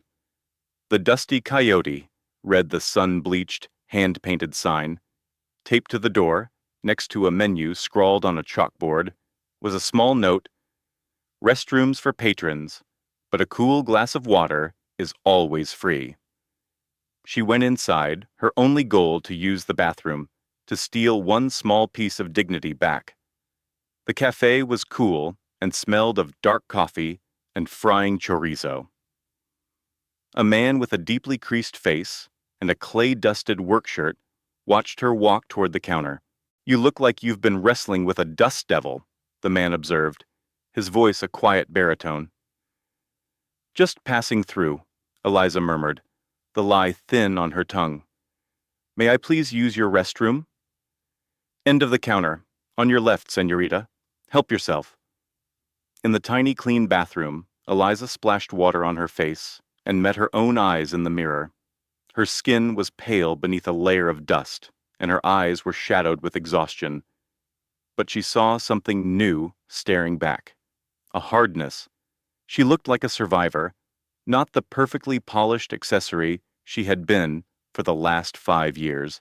When she emerged, the man had a steaming bowl of green chili stew waiting for her on the counter. Figured you could use this. It's on the house. That unexpected kindness was the thing that finally broke her.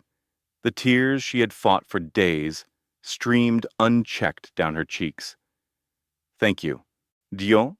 The man nodded toward the window, his gaze landing on the dusty sedan parked awkwardly on the shoulder of the road.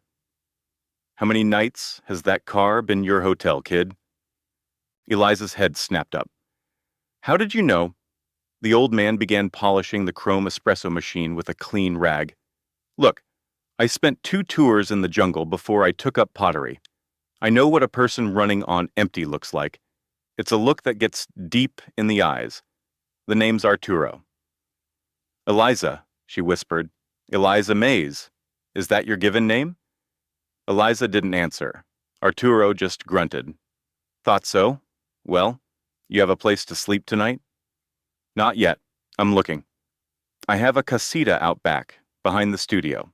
It's not the Four Seasons, but it's cool and the door has a good lock. It's yours if you can help me glaze pots for the breakfast crowd. The work covers the rent. Eliza stared at the quiet potter who was offering her the very sanctuary she desperately needed. Why would you do this for a stranger? Because a long time ago, my platoon was pinned down in a rice paddy, he said, his eyes looking at something far away. And a kid I'd never met before dragged me into cover. Just paying a debt? His eyes, weary but sharp, met hers. Are the police looking for you?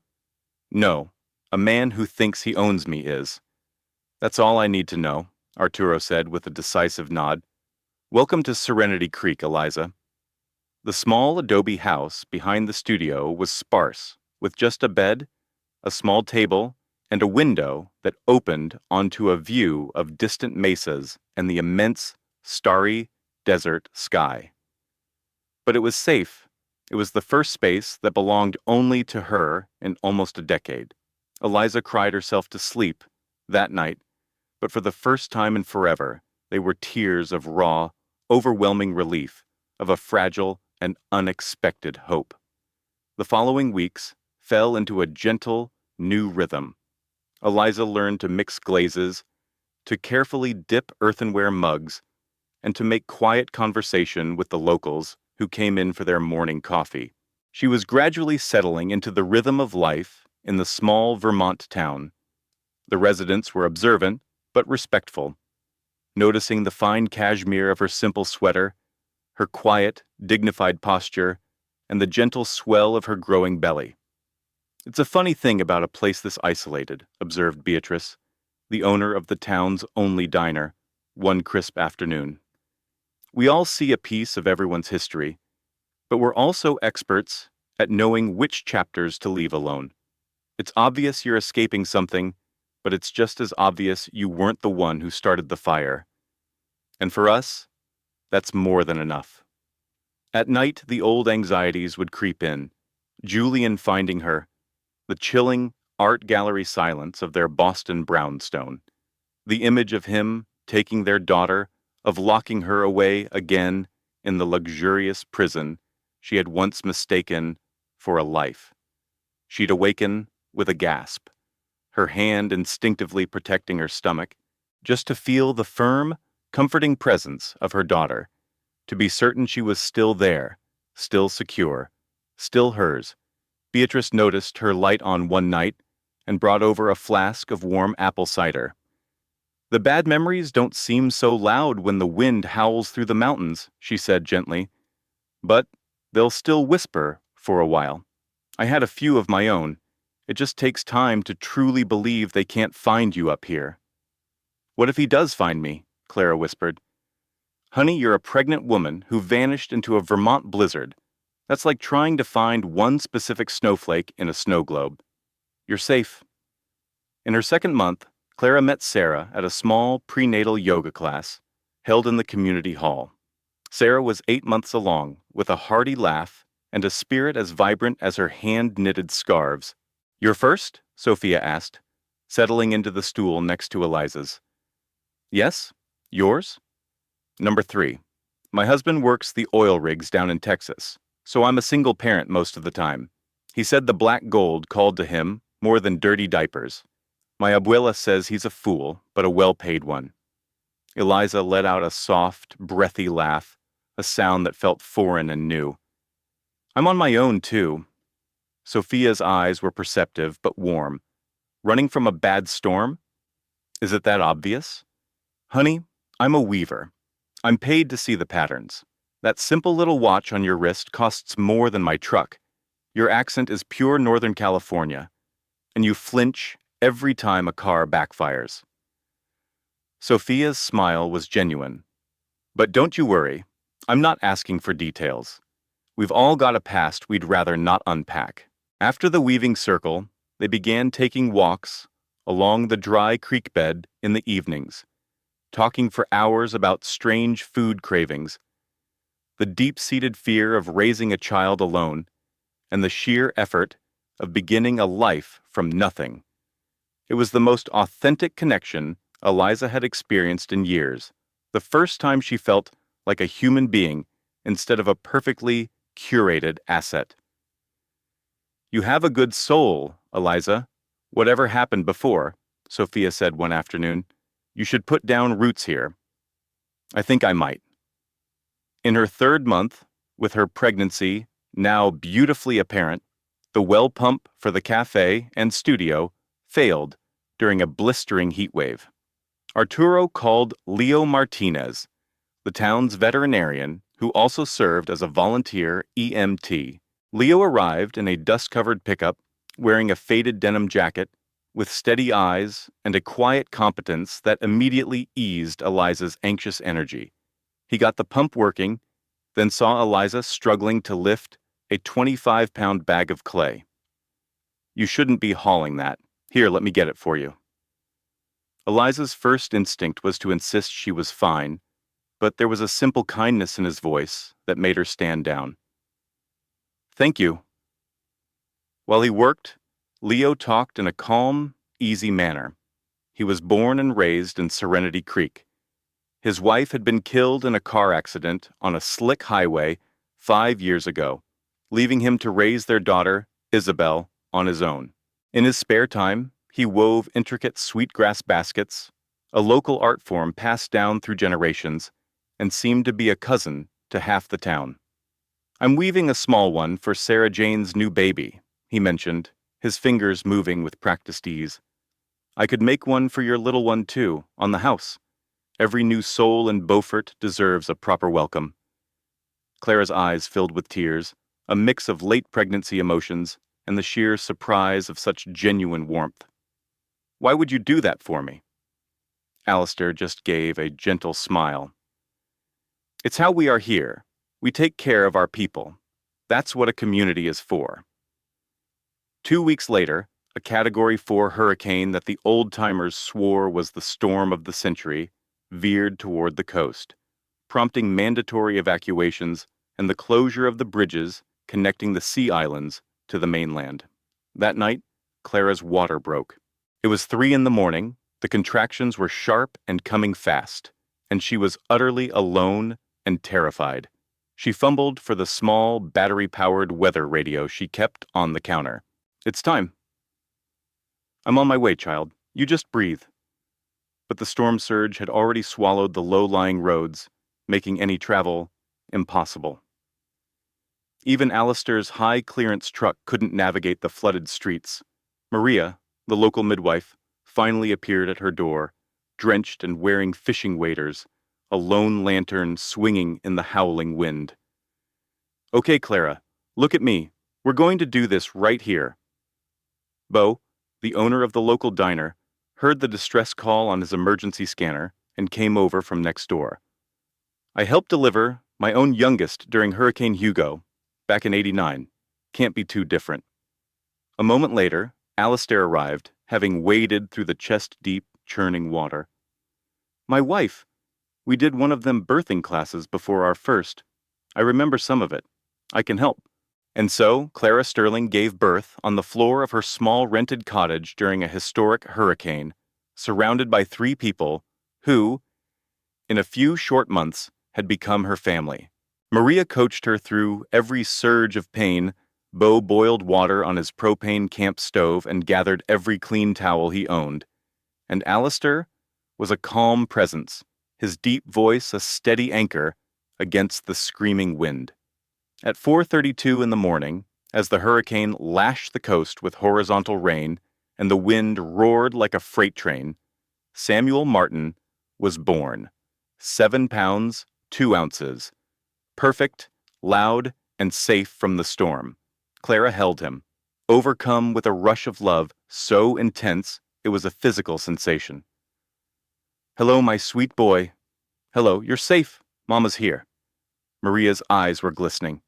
"He's beautiful, Clara. Absolutely beautiful." Alistair came back inside, holding a small, perfectly woven sweetgrass basket, a palmetto rose worked into the design. "A welcome to Beaufort, little man." Beau placed a reassuring hand on Clara's shoulder, his gruff exterior melting away. "What's his name?" "Samuel. It means God is heard, and it feels right." She looked at the small group of friends who had become her saviors. "He's already so much stronger than I am." "Honey, you just delivered a baby in a powerless house in the middle of a Category 4 hurricane without so much as a Tylenol," Beau said with a gruff affection. "I think you've got the strong part more than covered." The following year was the most serene of Clara's life. She opened her small bistro, the Salty Spoon, with Sam sleeping peacefully in a sling against her heart. The town had, without discussion, claimed them as their own. Fresh shrimp and homemade biscuits would appear on her doorstep, along with bags of outgrown baby clothes and constant offers to watch Sam. Maria's own granddaughter, Ellie, was born 4 months after Sam. The two new mothers figured out the joyful chaos of parenthood together, creating a bond deeper than any Clara had experienced in her polished Miami social circles. They pushed strollers along the waterfront park, spent humid evenings on Maria's screened-in porch, and built a new life centered on resilience and genuine connection. Jack, a local fishing charter captain, was a constant, easy presence. He brought her the best of his daily catch, helped her fix a leaky roof at the bistro, and taught Sam how to identify the dolphins in the waterway. One evening, sitting on the dock while Sam slept in his stroller, Jack turned to her. "I don't know what you were running from, Clara, but I have a feeling it can't find you here." He was so close, she could feel the warmth from his sun-browned arm. He moved just a fraction closer, and Clara felt the pull, the sense of security, the overwhelming desire to just lean into him. But she stopped herself. "Jack, I can't. I'm still married. It's not that simple."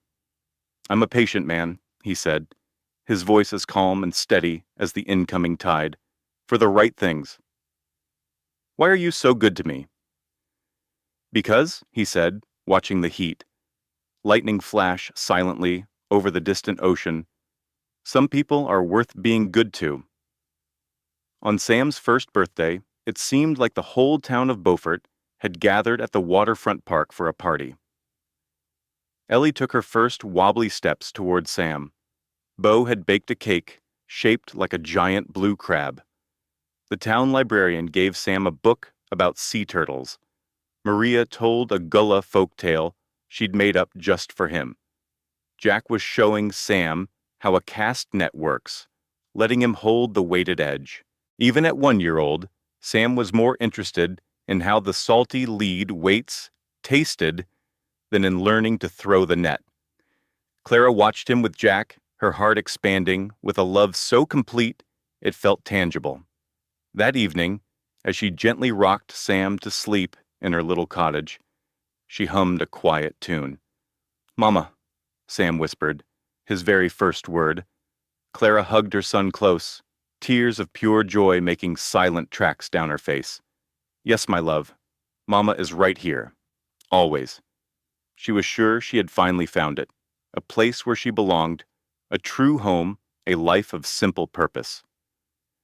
She was certain her past was a distant memory, left more than 800 miles behind her, concealed by a new name and a life built on the honest work of creating food, not maintaining an illusion.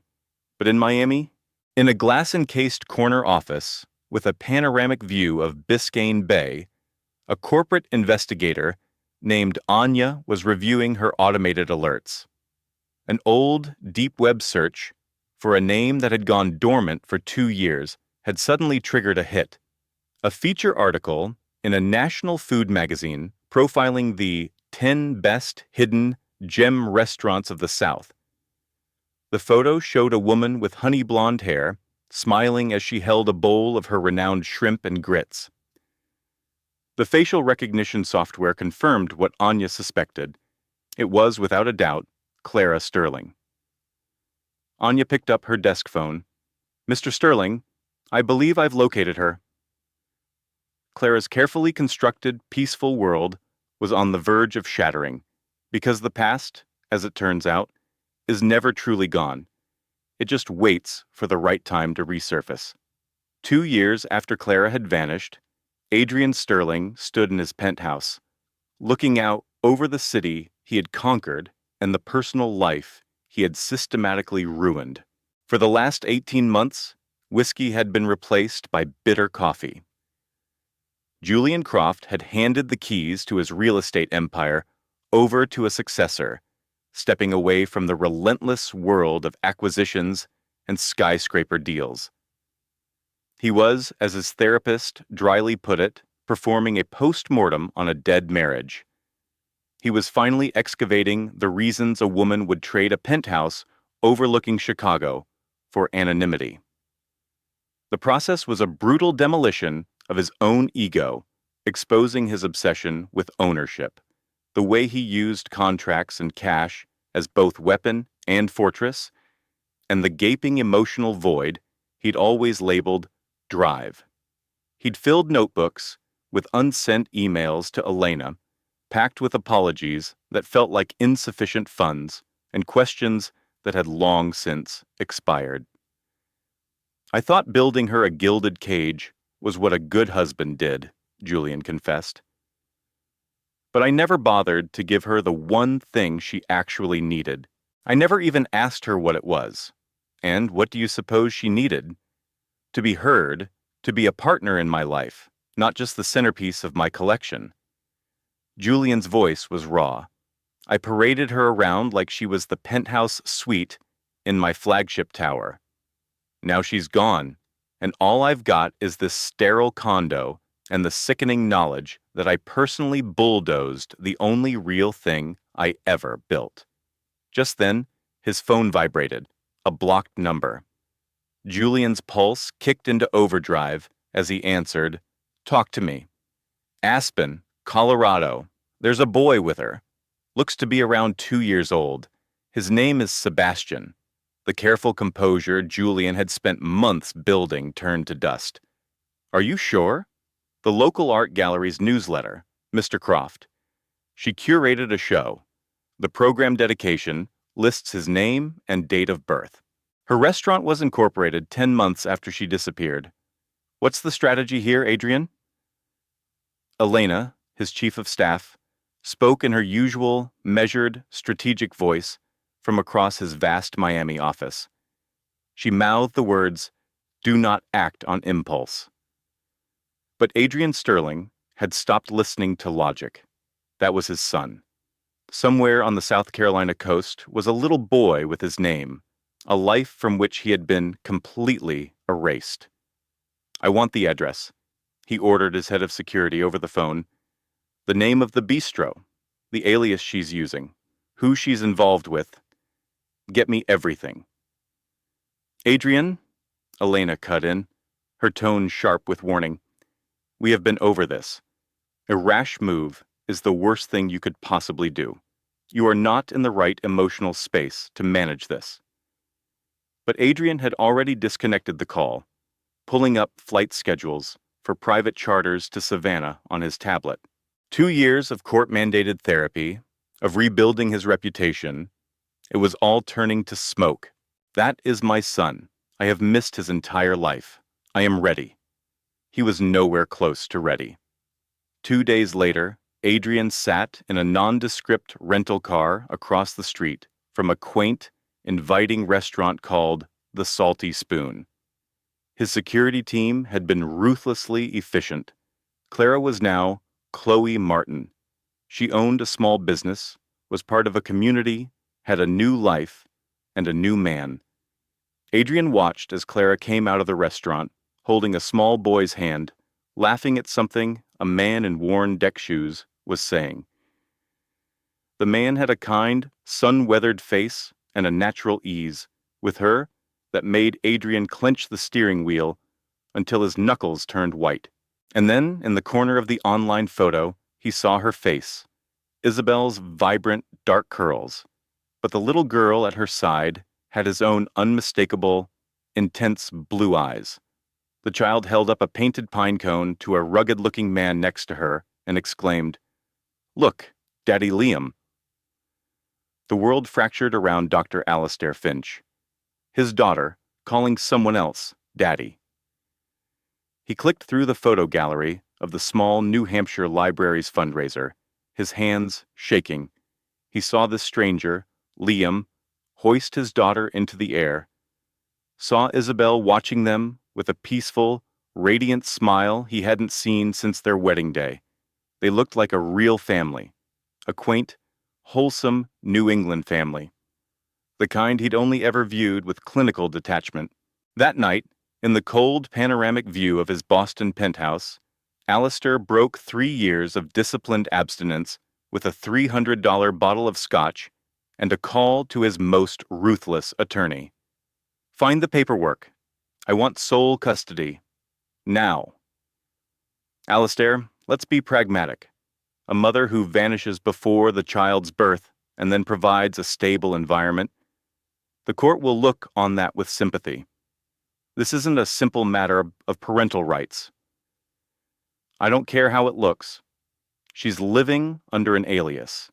She hid the existence of my only heir. I have the resources, the reputation, and the most feared legal firm in the city. She works in a library. Get me my daughter." The lawyer on the line took a deep breath.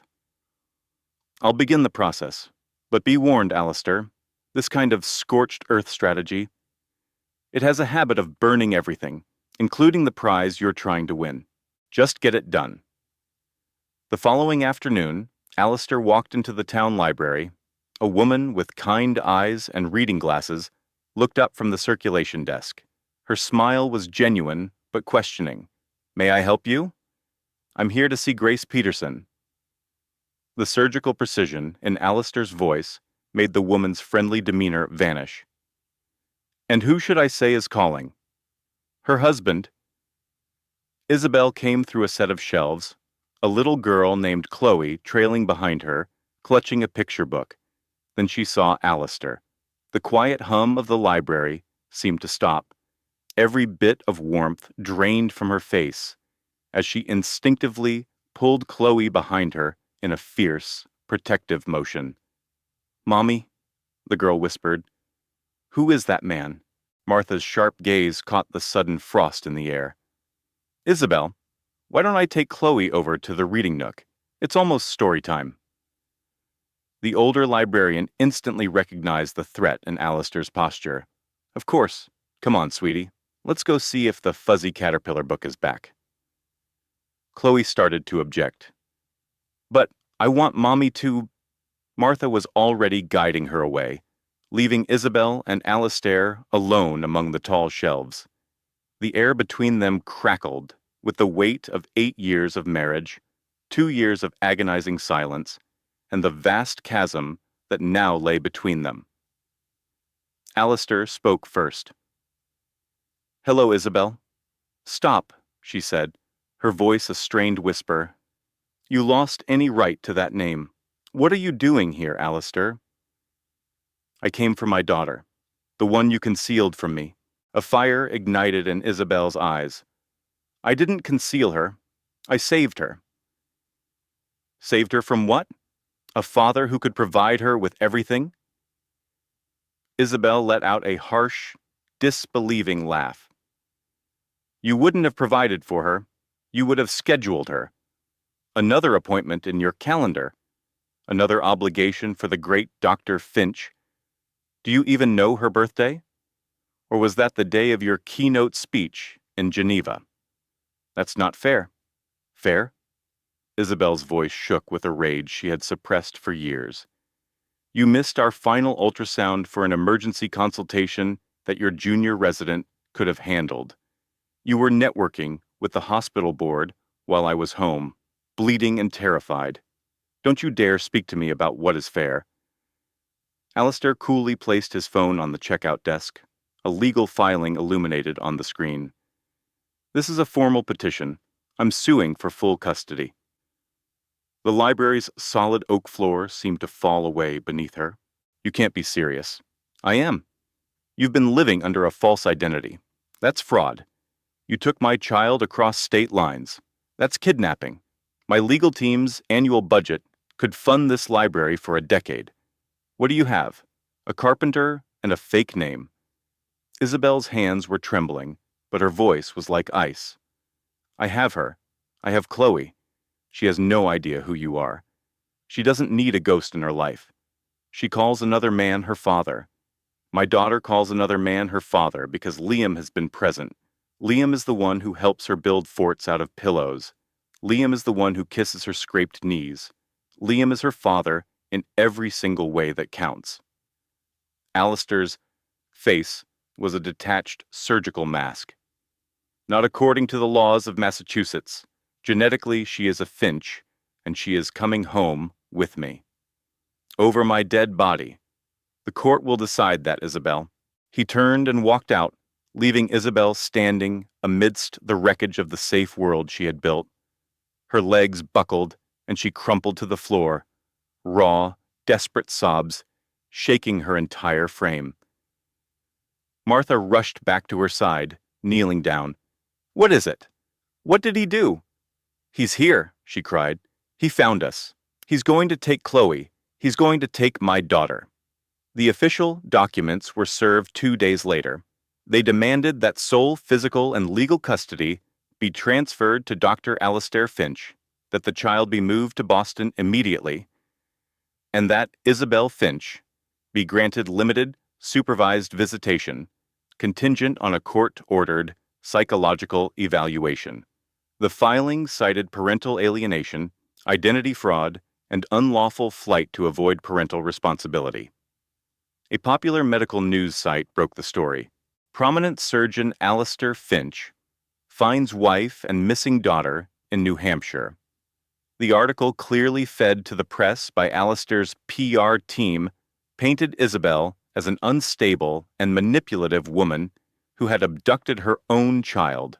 The story swiftly poisoned the small town's opinion of her. She lied to us all. That wasn't even her name. At the local playground, mothers would gather their children and leave when Isabel and Chloe arrived. The library board placed her on indefinite administrative leave. Her landlord gave her 30 days to vacate.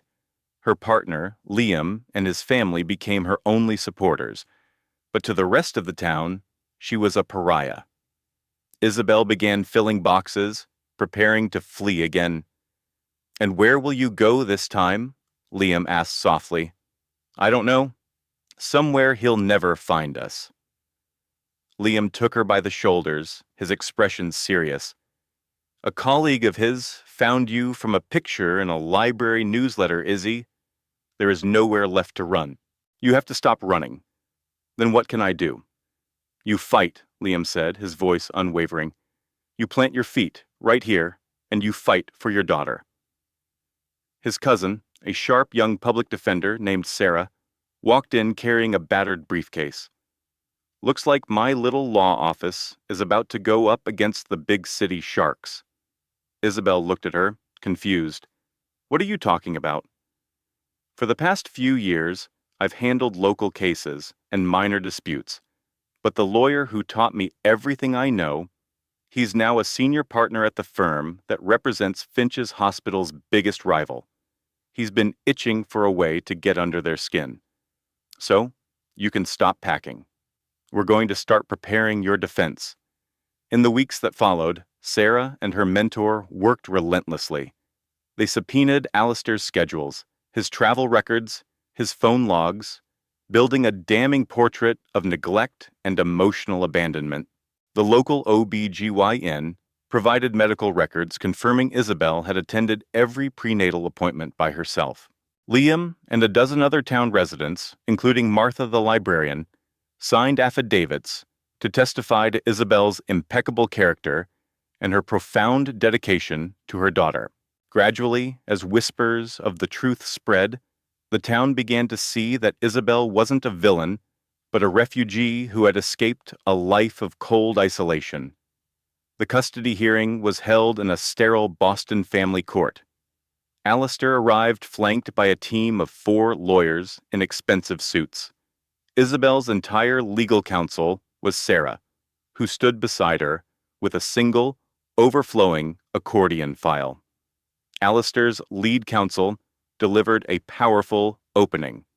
"Your Honor, Dr. Alistair Finch is a loving father who was robbed of the most fundamental human right, the right to know his child. He is the victim of a cruel and deliberate scheme by a woman who disappeared, assumed a false identity, and has spent 2 years methodically erasing him from his daughter's life. We are here today to restore justice for that father." The purpose of the hearing, he declared, was to rectify a grievous wrong. Witnesses described Alistair's newfound dedication to family values. A hospital administrator spoke of his recently reduced on-call hours. A board member of a children's charity he'd just joined praised his sudden philanthropic passion. A child psychologist testified about the unparalleled educational and cultural opportunities a child would have in Dr. Finch's world. The evidence against Isabel seemed overwhelming.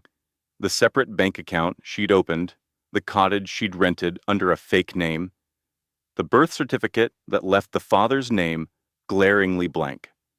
A photo of her and Liam smiling with Chloe was entered as evidence of her swift and callous replacement of her husband.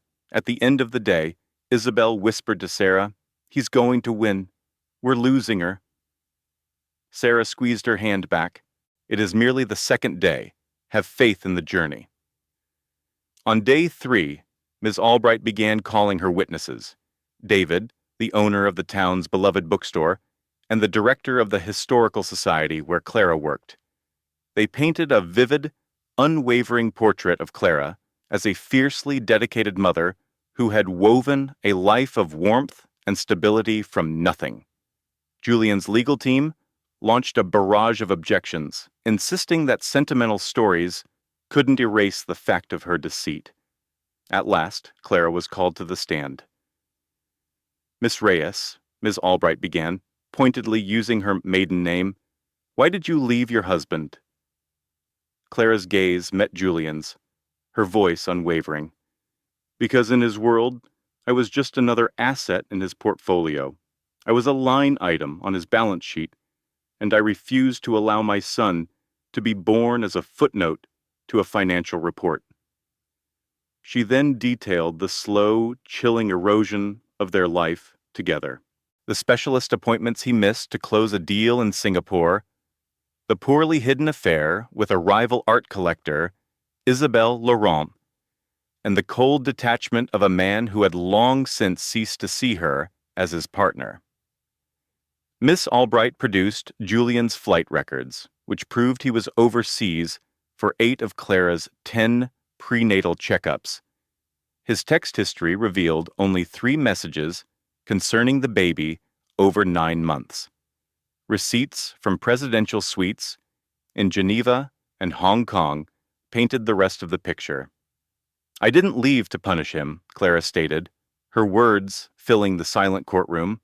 "I left to save myself and to rescue my child from a future of crushing emotional bankruptcy." Julian's attorney was merciless in his cross-examination, hammering her about the deception, the assumed identity, and the theft of a father's connection to his child. But Clara held her ground. "I used my grandmother's family name. and I supported us with a small trust my grandfather established for me. I have not utilized a single cent of his wealth from the moment I walked away. That is a rationalization, not a justification. I implored him to attend the ultrasounds, but a volatile futures market always took precedence, and David was present. He was there because my son needed a father figure. Sam calls him Dada because David is there every single morning and every single evening. That is the job of a father. On the fifth day, Ms. Albright called a witness no one expected. Arthur Pendleton, Julian Croft's original mentor from his first hedge fund, walked into the courtroom, and every ounce of confidence vanished from Julian's face. Mr. Pendleton, how are you acquainted with Julian Croft? He is the son of my dearest friend, who has passed. I have known Julian his entire life. Arthur then described the all-consuming pursuit of wealth that defined the Croft dynasty, recounting how Julian's own father had a cardiac event in his office and refused medical attention until the stock market closed. Julian had skipped his own wedding anniversary, countless holidays, and even his father's last moments, all to secure a new investment. That emotional detachment was the key to his dominance on Wall Street. When Julian first learned about Sam, Arthur said, his voice heavy with regret, he didn't say, "I'm going to be a dad." He said, "I need you to manage a new risk variable. We have a long-term liability." That one sentence perfectly encapsulated the man he'd become. Julian stared at the man who had been his guide since his 20s, his face a mask of shock and betrayal. Arthur refused to meet his eyes. Suddenly, Julian leaped to his feet. "Your Honor, I need to say something." His lawyer hissed, "Julian, sit down. Follow the strategy." But Julian was finished with strategies, with leverage, with the entire fight. He's right. Arthur is right about all of it. He looked at Clara, as if seeing her for the first time in years. I didn't lose a wife. I executed a hostile takeover of our partnership. I didn't lose my son. I never passed the due diligence to have him. His voice started to tremble. You were smart to run. I would have managed him, just as I managed everything we had. An unnerving silence fell over the courtroom. In the back row, Isabelle Laurent, the art collector, watched, dumbfounded. She had come to see Clara's downfall, to witness Julian secure his legacy.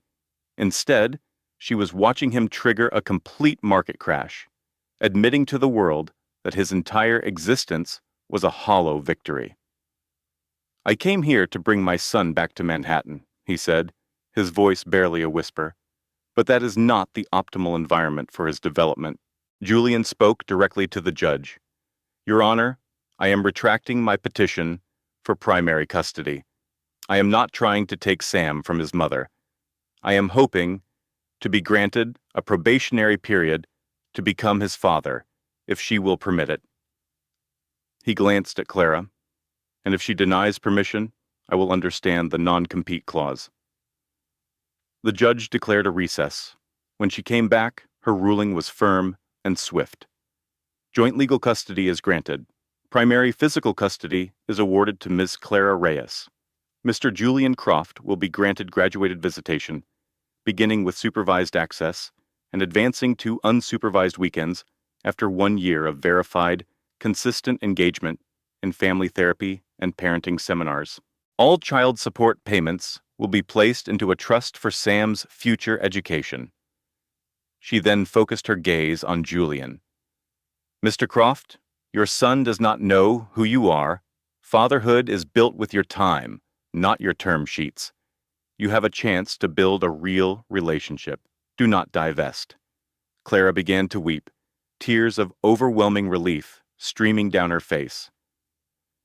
Julian simply nodded, accepting the verdict. The art collector who had come to watch Clara's defeat slipped out of the courtroom, her own strategic interests now worthless. The war was over. The quiet, difficult work of rebuilding was just starting. The playroom at the community center smelled faintly of disinfectant and old books. A social worker named Sarah was sitting on a tiny plastic chair, looking at her phone. She was the court-mandated supervisor for Julian Croft's first visit with his son. Clara lingered near the doorway, a tight knot of fear in her gut, unable to watch but too afraid to leave. Julian arrived exactly on schedule, carrying several shopping bags from a high-end toy boutique. Inside was a build-your-own robot kit, an interactive globe, and a tablet preloaded with educational finance apps for children. Sam, who was now 2 years old, saw the tall stranger in the tailored suit and immediately grabbed onto Clara's leg. "No," Sam said with certainty. "My dada." Clara knelt down to his level. "This is Julian. He's your—" She fumbled for the proper word. "He's your father." "I have Dada. Dada David." The words hit Julian like a catastrophic market correction. With all his power, all his wealth, his own son had just written him off with 4 simple words. Sarah looked up from her device. "Mr. Croft, get rid of the merchandise. Get on the floor." Julian was completely baffled. "And do what?" "Just be here. That's the assignment." So Julian, in his $3,000 suit, lowered himself onto the faded alphabet carpet, surrounded by a chaotic mess of building blocks and worn-out toy cars, feeling completely out of his depth. Sam paid him no attention, trying to force a square block into a round opening. "That appears to be a compatibility problem," Julian offered softly. Sam gave him a wary look. "My blocks. Can I show you how they fit together?" Julian waited. "Okay." For the next 50 minutes, they sat on the floor, one pair of large, capable hands guiding a tiny set to build a wobbly tower. Julian found himself humming and explaining the basics of a stable base, and was startled by the unfamiliar warmth in his own voice. Sam let out an unexpected peal of laughter, a bright, happy sound that felt like it repaired a critical flaw in Julian's very soul. For the first time in what seemed like a lifetime, Julian felt a spark of joy. When the hour was up, Sam gave him a tiny wave, just a brief wiggle of his fingers, but it felt like a peace treaty. "He laughed," Julian told his therapist later, his voice heavy with emotion. "He actually laughed with me." The therapist gave him a knowing smile. "Because you were there. Just keep being there." For the next 3 months, Julian was present every Tuesday and Thursday for 4 hours, under supervision. He learned how to make silly airplane noises, how to build towering block structures, only to see them joyfully knocked down, and how to understand that Sam was far more interested in the cardboard box than the $700 drone that came inside it. He sold his glass-walled penthouse in Manhattan and purchased a simple 4-bedroom house in a quiet town near Hudson, its walls soon becoming a gallery for Sam's crayon drawings. He managed his billion-dollar fund through his laptop and phone and was amazed to find he didn't miss the thrill of the trading floor at all. He attended every therapy session, learning how to truly listen instead of issuing directives. He joined a local fathers group where he was older than everyone else by 2 decades, and the only member who had ever executed a hostile takeover. "Why are you even here?" a younger father asked him one day. "You could afford a whole team of nannies." "Because I need to learn this myself," he answered, the honesty of it catching in his throat. You can't outsource being a dad. By the 6th month, he had graduated to unsupervised day visits. He would drive to Hudson to pick Sam up from the small apartment Clara had rented above an old bookstore. They'd go fishing at the local pond or visit the aviation museum, and sometimes they'd just stay home and try to perfect a bolognese sauce. "Your simmering is getting much better, Chef Julian," Lucas announced one Sunday. Chef Julian, It wasn't daddy, not quite, but it was a role, a title he was trying to earn. Julian cried in his car on the drive back to his empty apartment before FaceTiming his therapist. He called me Chef Julian. How did that make you feel? Like I was finally reading the recipe for a dish I thought I'd never master, and I'll spend the rest of my life trying to get it right. Clara watched his evolution from a safe distance. It would have been easier to hold on to her rage, but she couldn't deny the slow, genuine shift. He came to Lucas's T-ball games and sat on the bleachers next to Ben. The two men who adored her son forming a quiet, unspoken pact. He's not the man he was, Ben remarked one afternoon, as they watched Julian patiently explain the infield fly rule to Lucas. People can change, Clara said, if they want to badly enough.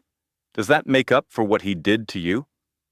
No, but it changes everything that comes next. Ben took her hand. Clara, we've been building this for 3 years. I love you, and I love that boy like he's my own.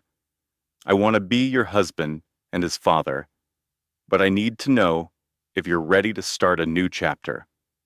Clara looked at the kind, solid man. He had driven through an ice storm to fix her furnace, taught her how to properly stack firewood for the winter, and had been her unwavering support every single day without expecting a thing. Yes, she whispered, I'm ready. 3 years after the divorce was official, Clara and Ben were married in a field overlooking the Green Mountains of Vermont. Lucas, holding the rings in a small carved box, stood as the best man. A handful of close friends were there, and Julian sat in a chair next to his partner, Maria, a thoughtful pediatrician he'd met through a hospital charity event. He watched them exchange vows with a genuine smile. At the relaxed reception at a local cider house, Julian found Clara. Thank you, he said quietly. For what? For not cutting me off, for giving me the space to prove I could be his dad. Clara smiled. You did the proving, Julian. You just kept showing up. That's all a kid ever needs. Lucas ran over, grabbing a hand from each of them. Parents, come see. 2 fathers, both present, both earned, both loved. Clara thought of the woman she had been, pregnant and hiding out in a bed and breakfast, terrified of the future. She thought of giving birth in a small town, supported by a man who became her bedrock. She thought of the long road from Clara Vance to Clara Carter, from being a financier's wife to being her own woman, from a glass penthouse overlooking Central Park to a messy, beautiful, real existence in the heart of Vermont. She had built it. Not a perfect life, not an easy one, but an authentic one. And an authentic life, she now understood, was invaluable. 3 years after the divorce, Isabel Rossi stood across the street from Clara's restaurant, The Hearth, trying to find a fraction of the sharp-edged certainty she once possessed. She wore a simple jacket from a chain store, a world away from the designer suits of her past. Her hair, once a masterpiece of a high-end salon, was now its natural color, showing threads of gray. Her nails, once perfectly manicured, were short and unpolished. Her career imploded the moment Julian Vance, the Wall Street prodigy, lost his bid for city comptroller, and the ensuing scandal went public. In the gossip-fueled world of New York politics, the story was toxic.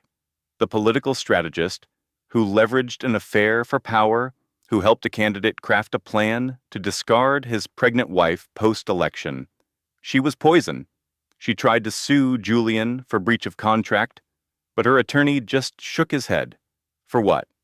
He hired you to win an election. You both created a personal and professional catastrophe. Your reputation is the collateral damage.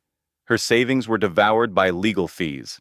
She lost her apartment in Tribeca, sold her art collection for pennies on the dollar, and finally had to move back to her parents' house in a New Jersey suburb she'd worked her entire life to escape. She found a job writing bland press releases for a corporate consulting firm, describing quarterly earnings reports with a hollow stare. The woman who was almost the power behind the throne was now paid by the word to make spreadsheets sound exciting. But that morning, she saw Clara's face in a culinary magazine.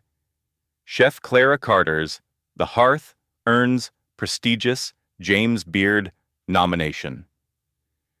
Clara looked radiant, brilliant, and at peace. She was everything Isabel had once wanted to be and had actively tried to destroy. Clara stepped out of her restaurant's kitchen, holding the hand of her son Lucas, now 5 years old, who was chattering about the giant zucchini he found in the garden. She froze when she saw Isabel. "Lucas, honey, go inside with Marco. Mommy will be there in a minute." The boy darted inside, and Clara crossed her arms, her expression a cool, unreadable mask, as she faced the woman who had tried to ruin her life. "Clara, please, just 5 minutes." Clara's voice was like ice. "You have 60 seconds. Isabel's story tumbled out in a rushed, broken narrative. The blacklisting, the professional exile, the crushing weight of her failure. "I lost everything. And you want my sympathy?" "No. I want you to know something. We were both trying to get the same thing."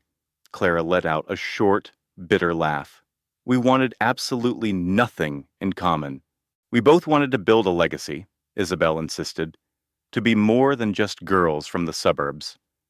You did it the right way, with talent and hard work. I looked for an angle. You chose to methodically dismantle another woman's life to get what you wanted." "That's not an angle, Isabel. That's a character assassination." Isabel's eyes welled with tears. "I know. I see that now. And I am so deeply sorry for all of it." The silence hung in the crisp Vermont air. Clara remembered finding the draft of the press release on Julian's tablet. The document wasn't a stock tip, but a carefully worded statement announcing their relationship, to be released the day after the election.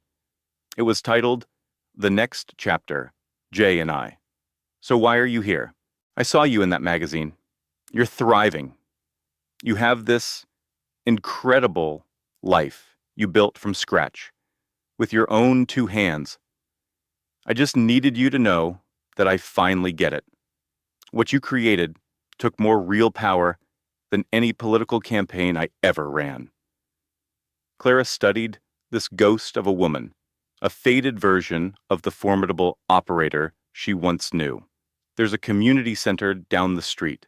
They're trying to get a state grant to build a kitchen and teach culinary skills to at-risk teens. They need someone to write the proposal, unpaid. Isabel just stared at her. "What?" "It's volunteer work.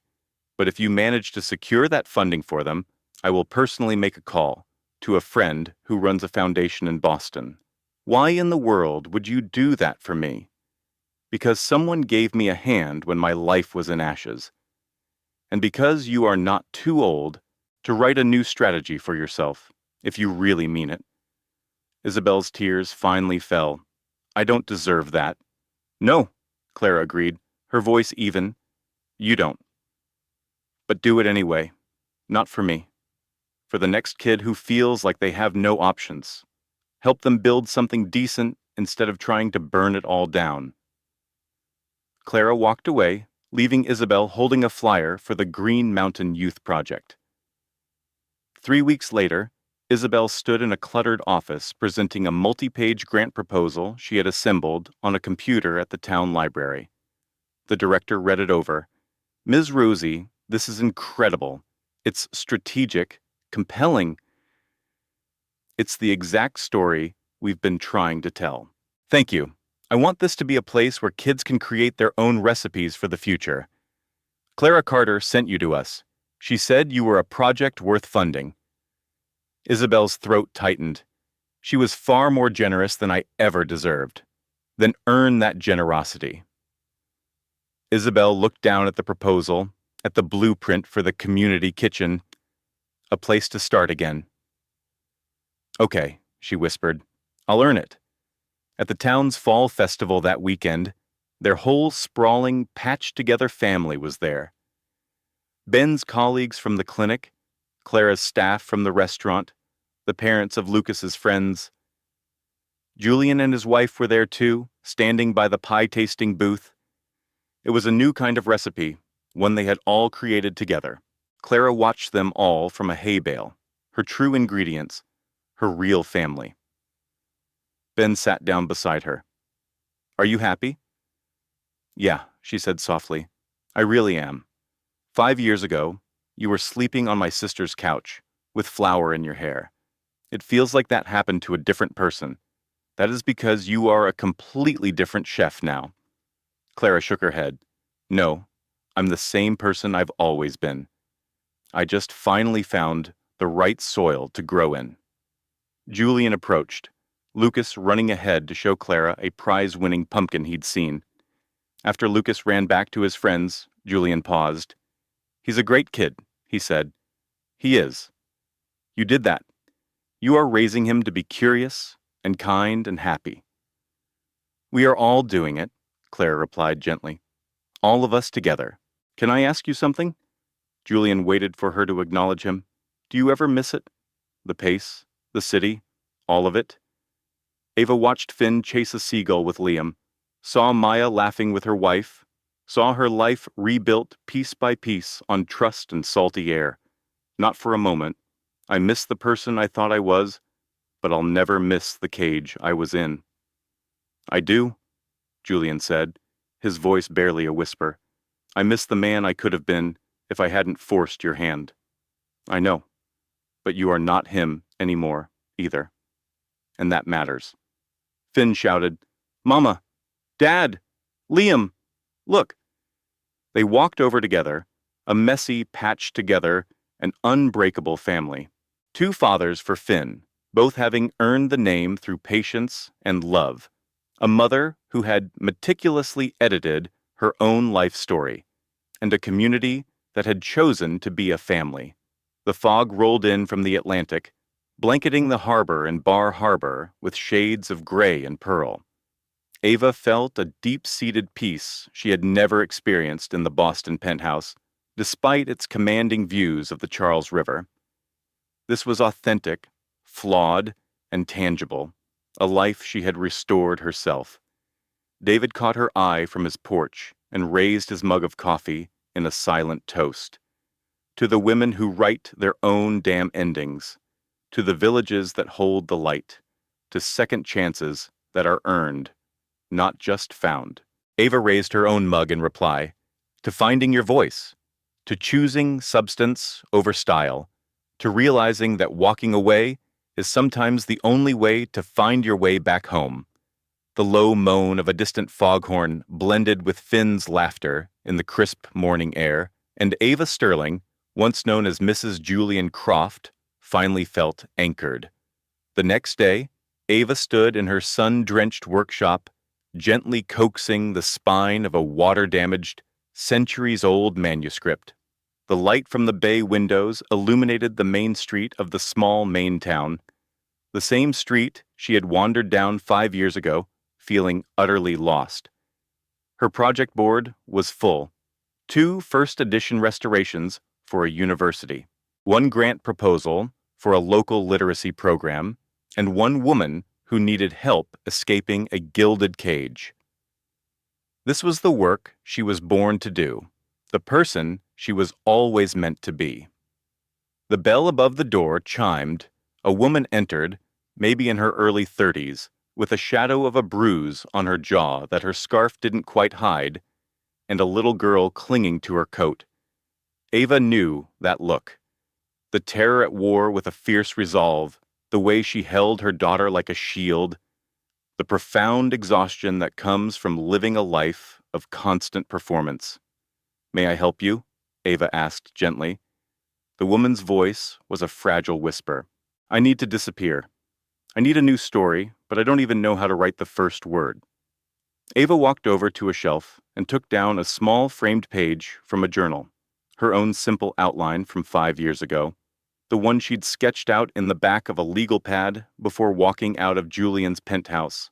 Ghost account, burner phone, mail drop, cash stash, fail safe. She handed it to the woman. This was my first draft. It worked. The woman gazed at the list, then at the cozy, successful book restoration studio around her, at the evidence of a life so clearly reclaimed. You really did it. Ava gestured to everything. Her business license, the photos of Finn on her desk. I am here, am I not? Can you help me? That is the only reason I am here. Ava pulled out a fresh, leather-bound journal, the same kind she'd used to plot her own escape. Let us start your first chapter. What is your name? Clara. Clara Bell. Ava began to outline a new narrative, years of professional skill and personal experience combining into a roadmap for a new life. Okay, Clara, let us draft your next chapter. For the next 2 hours, Ava walked Clara through every step. Untraceable communication, gig work that paid in cash, community networks for safe haven, and the documents needed for a clean page. Small towns with deep history, quiet resilience, and people who lived by their own rules. The first chapter is always the hardest to write, Ava said. You will doubt the plot 1,000 times, but you are not erasing your past. You are revising it. You are moving toward a safe place, toward the protagonist you were always meant to be. Clara held her daughter's hand tightly. What if he finds us? Then he will find an entire library of us standing in his way. That is the agreement. You write your story, but you find out quickly you are not the only author in the room. Ava slid a manila envelope across the desk. Here are your reference materials, contacts for support networks, safe houses in 2 different regions, job boards, and my private number. You can reach me anytime, day or night. How can I ever thank you for this? You do not. Someone else gave me a map when all my pages were blank. I am just passing it along. After Clara left, Ava stayed at her heavy oak work table, feeling the echo of her own past. 5 years ago, she had been the one on the other side of a desk, desperate for an escape clause. Now she wrote them for others. The story was coming full circle. Liam came in with a steaming mug of tea. Another lost manuscript? She asked. Yes. She has my eyes, frightened, but with a strong spine. You are doing good work, Ava. I am doing the work I was always meant to do. That evening, Ava went to Finn's school's annual beach bonfire.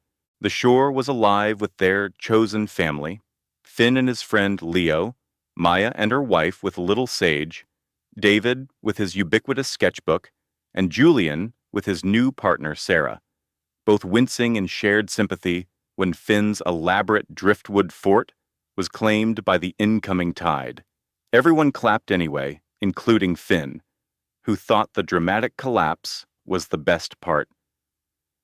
Ava's heart felt full, watching her son enjoy a childhood so unlike the one Julian would have curated in Boston. Here, Finn was free to be messy, to create things that were not meant to last, to simply be a boy. After the bonfire, they all went for ice cream. Finn stood between his 2 fathers, weighing his options for a second scoop. Papa Liam, can we get one more? Liam chuckled. That is a question for your mom. Mom says one is plenty, Ava said with a smile. Finn pivoted to Julian, his expression full of theatrical pleading. Dad, can you overrule her decision? Julian looked at Ava, and for a second, they were a united front. Nice try, buddy. 1 scoop. Finn sighed dramatically. A man can dream, can he not? Later, as they walked toward the cars, Julian fell into step beside Ava. Thank you, he said, his tone low. You say that every time you are here. You know you do not have to. I am not thanking you for being polite, he clarified. I am thanking you for teaching me what a real legacy is. Ava paused. What do you mean? This. Julian gestured to the group ahead. Finn and Sage pretending to be pirates in the twilight, Liam and Sarah discussing local politics, David and Maya arguing good-naturedly about the best chowder in town. You built this. A family based on mutual respect. I was raised on hostile takeovers and market share. You showed me what a real community looks like. It took me a long time to find the right source material myself, but you found it. And you did not just save yourself and Finn, you saved me. By leaving, you forced me to actually read the book of my own life, not just admire the cover. I do not think I ever properly thanked you for that. You have thanked me by becoming a father Finn can be proud of. That is all that matters. That night, tucking Finn into bed in their cozy apartment above the bookshop, with its eclectic furniture and the comforting smell of paper and binding glue, Ava felt a wealth no stock market could measure. Finn was safe, cherished, and happy. The bills were paid. Tomorrow she would help another woman write a new story. Liam would fix the squeaky floorboard by the door. They would have dinner with friends. It was simple and true, and it was more than enough. "Mommy," Finn mumbled sleepily, "tell me the story again." "Which one, my love?" "The one about when you were the keeper of the glass library." Ava smiled, stroking his hair. Once upon a time, a woman was in charge of all the stories in a tall glass castle. She lived in a city of steel and light, but her own story felt like it was written in invisible ink. Then one day, she discovered a new story was growing inside her, and she knew she had to find a safer library to keep it in. So early one morning, before the sun came up, she walked out of the castle and drove up the coast to a place where their story could have a real beginning. And she found Bar Harbor, Finn finished, the words familiar and comforting. She found Bar Harbor, and Aunt Maya, and Uncle David, and Papa Liam, and later, Dad Julian found them, and he learned how to write better stories in his own life too. "I am glad you wrote a new story, Mommy." "Me too, sweetheart." "Me too." After Finn fell asleep, Ava stood by the window. She looked out at the main street, the salt-weathered clapboard buildings, the quiet Maine town that had become her sanctuary. Her phone buzzed with a message from Clara. "I did it. I started the process. I am terrified, but I am free. Thank you." Ava texted back, "You are the author of a powerful story, and when you are ready, you will help the next person who needs to write their own. That is how we build our collection. That is how we win." She thought about the woman she was 5 years ago. Ava Sterling, the meticulous chief archivist for a biotech mogul, living in a penthouse where her own history was being systematically erased. She had believed that leaving was a confession of failure. Now she knew it was the most important story she would ever write. To leave is not to admit defeat. Sometimes it is the only way to reclaim the original design. Ilara had walked away from the steel and glass penthouses, from the black tie fundraisers, from the life everyone in Chicago believed was her masterpiece. In doing so, she discovered her true calling, a purpose, a community, a love not measured in square footage, and a life she drafted herself. The past was a foundation she couldn't excavate. Damien would always be the man who designed a secret life, a second home. But the future was a clean blueprint, and she was drawing it one day, one person, one woman at a time. She was teaching them what she had realized in the lonely hours of that drive south on I-65. You are the master architect of your own life. You deserve to design your own space. You deserve to be the one who signs the plans. And if you have to bulldoze the entire estate to save the most important structure, then you find the key to the wrecking ball. Build toward what is sound. Build toward yourself. And when you arrive, a new construction crew will be waiting. A contractor who offers you a small job, a friend who sees your true potential, A man who brings you sweet tea on a humid afternoon. A city that offers sanctuary without demanding to see your previous permits. You don't have to be Mrs. Thorne to be whole. You just have to be you. Alara Reed, once known as Alara Thorne, turned from the porch screen and went inside. Tomorrow, she would help a local Gullah community secure a grant to preserve their historic praise house. Tonight, she would sleep soundly in a home that was entirely hers, in a life she had built from the ground up, with a daughter who was joyful and thriving. The pregnant wife had disappeared from the society columns, but the woman she had become, she was just getting to the best part. 5 years to the day after Alara Thorne vanished from Chicago, Alara Reed stood at a low-country boil in a Charleston backyard, watching her daughter Willow teach her friend how to properly peel a shrimp. The humid air was thick with the scent of salt marsh and Old Bay seasoning, promising the kind of warm South Carolina evening that made you believe in second chances. Her mother, Eleanor, sat beside her, still elegant at 72, her hands sketching the live oaks in a worn notebook. Lost in your thoughts? Just thinking. It's 5 years today. Any second guessing? Alara watched Willow laugh, her face alight with the glow of the string lights. Not for a moment. Good. Because that young woman you advised last year, the one from Atlanta? She called me from Savannah this morning. She's safe. Her little interior design firm just landed its first big client. She asked me to tell you thank you. Alara smiled. Tell her to send me a magazine clipping in a year. I want to see a photo of a room she created. That is the only thank you I will ever need. In the last 5 years, Alara had helped 31 women draft new lives. 31 women who had arrived feeling like a decorative feature in someone else's mansion and left with a structural plan. With renewed strength, with the assurance that someone understood. She maintained a secure server. With only their initials and the dates, they began rebuilding, a quiet archive of their courage, and the underground network for women escaping pristine prisons. Some wrote back to thank her. Some she never heard from again, and that was a victory. That was the entire point. They had become someone new. Somewhere new, just as she had.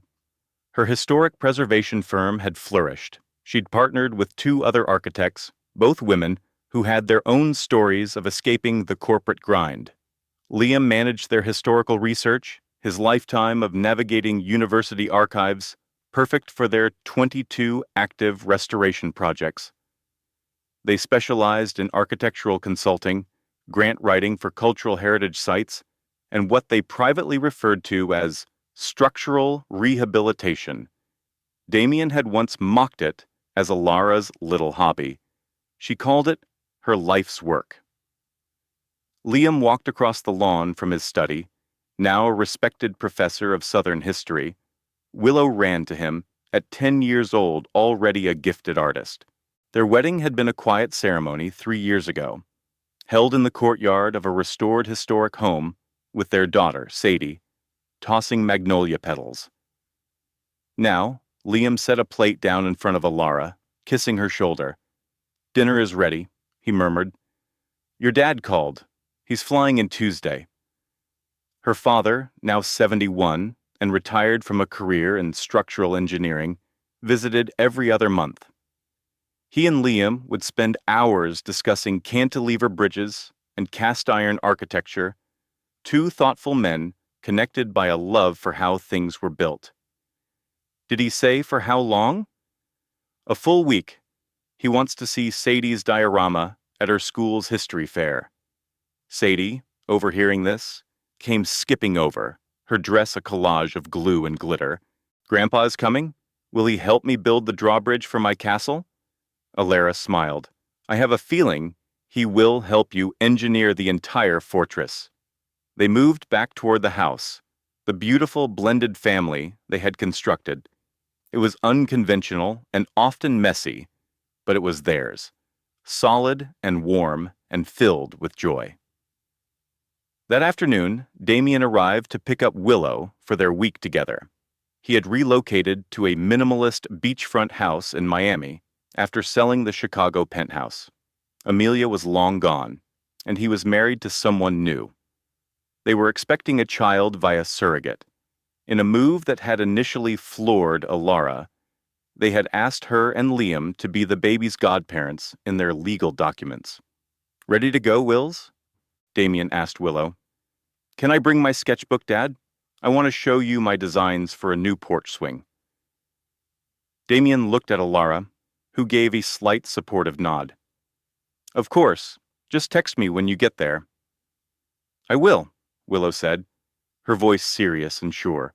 Alara watched the sleek electric car pull away, her daughter confident in the knowledge that her life was supported by multiple sturdy beams of love, understanding that family was about who was there to hold up the roof, not just whose name was on the deed. "You doing all right?" Liam asked, wrapping his arm around her waist. Alara took a deep, steadying breath.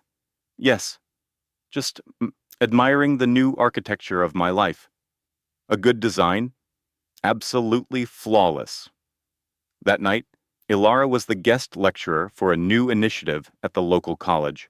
It funded scholarships in historic preservation for women starting over. The Keystone Project was in its second year. The event was held in a beautifully restored 19th century library, filled with the scent of old paper and lemon oil. Eleanor Thorne, Damien's mother, was in the audience, a key benefactor for the program she had helped endow. She and Alara would never be friends, but they shared a peaceful, respectful understanding. Eleanor was rebuilding her own legacy, one charitable act at a time. "Thank you all for coming," Alara began, looking out at the women gathered in the library's main reading room. "5 years ago, I was living in a place much like the ones you've left. I was terrified, disoriented, and believed that any sudden move would cause my entire world to collapse." She told a version of her story, leaving out the names that would identify her as the ex-wife of a famous real estate developer, offering only the essential truth: a marriage that looked perfect from the outside, but was structurally unsound, a pregnancy that became the catalyst for her demolition, and a long drive south that led to a complete rebuild. I won't pretend it was simple. Those first few months in Charleston were the most challenging of my life. The money disappeared. I felt like I was living without a roof over my head every single night. I second-guessed every choice, Alara admitted. But I kept drawing. I sketched the ironwork on garden gates from a bench in a public square, and I found people who gave me scaffolding, a contractor who had a room to rent, a retired professor who became my guide, a city that decided to let me put down roots. A young woman in the back raised a trembling hand. "How did you know it was the right decision?" "I didn't. Not for a very long time. But then my daughter was born, and I held her and knew I would rather be a freelance architect with graphite under my fingernails than a silent fixture in a glass tower. I would rather struggle to restore something with history than be comfortable and new." "What if he tries to tear down what you've built?" another woman asked quietly. "Then you have a foundation of support so deep he can't touch it. You have legal frameworks. You have an entire city of women who have walked this path and are thriving in the structures they built for themselves. You are not a solitary pillar. That is the most critical thing I learned. You are not standing alone." After she spoke, women came up to her with questions, with whispered thank yous, with blueprints of their own fractured lives. Alara listened to each one, offering connections, sharing resources, and telling her own story of hope. She remembered so clearly being on the other side, the frightened woman wondering if escape was even structurally possible. Now, she was the proof. Yes, a new design is possible. A new life is possible. You are possible. At 11 p.m., Ilara drove home, the coastal highway dark, the marsh a vast, breathing expanse beside her. She thought about all the drafts of herself she had been, the idealistic student who believed in creating beautiful spaces, the young wife who thought their partnership was a collaborative design, the ghost of a modern penthouse whose own classical sensibilities were being systematically erased.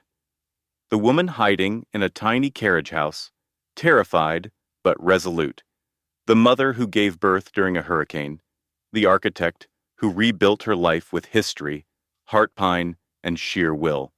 All of those women were still part of her.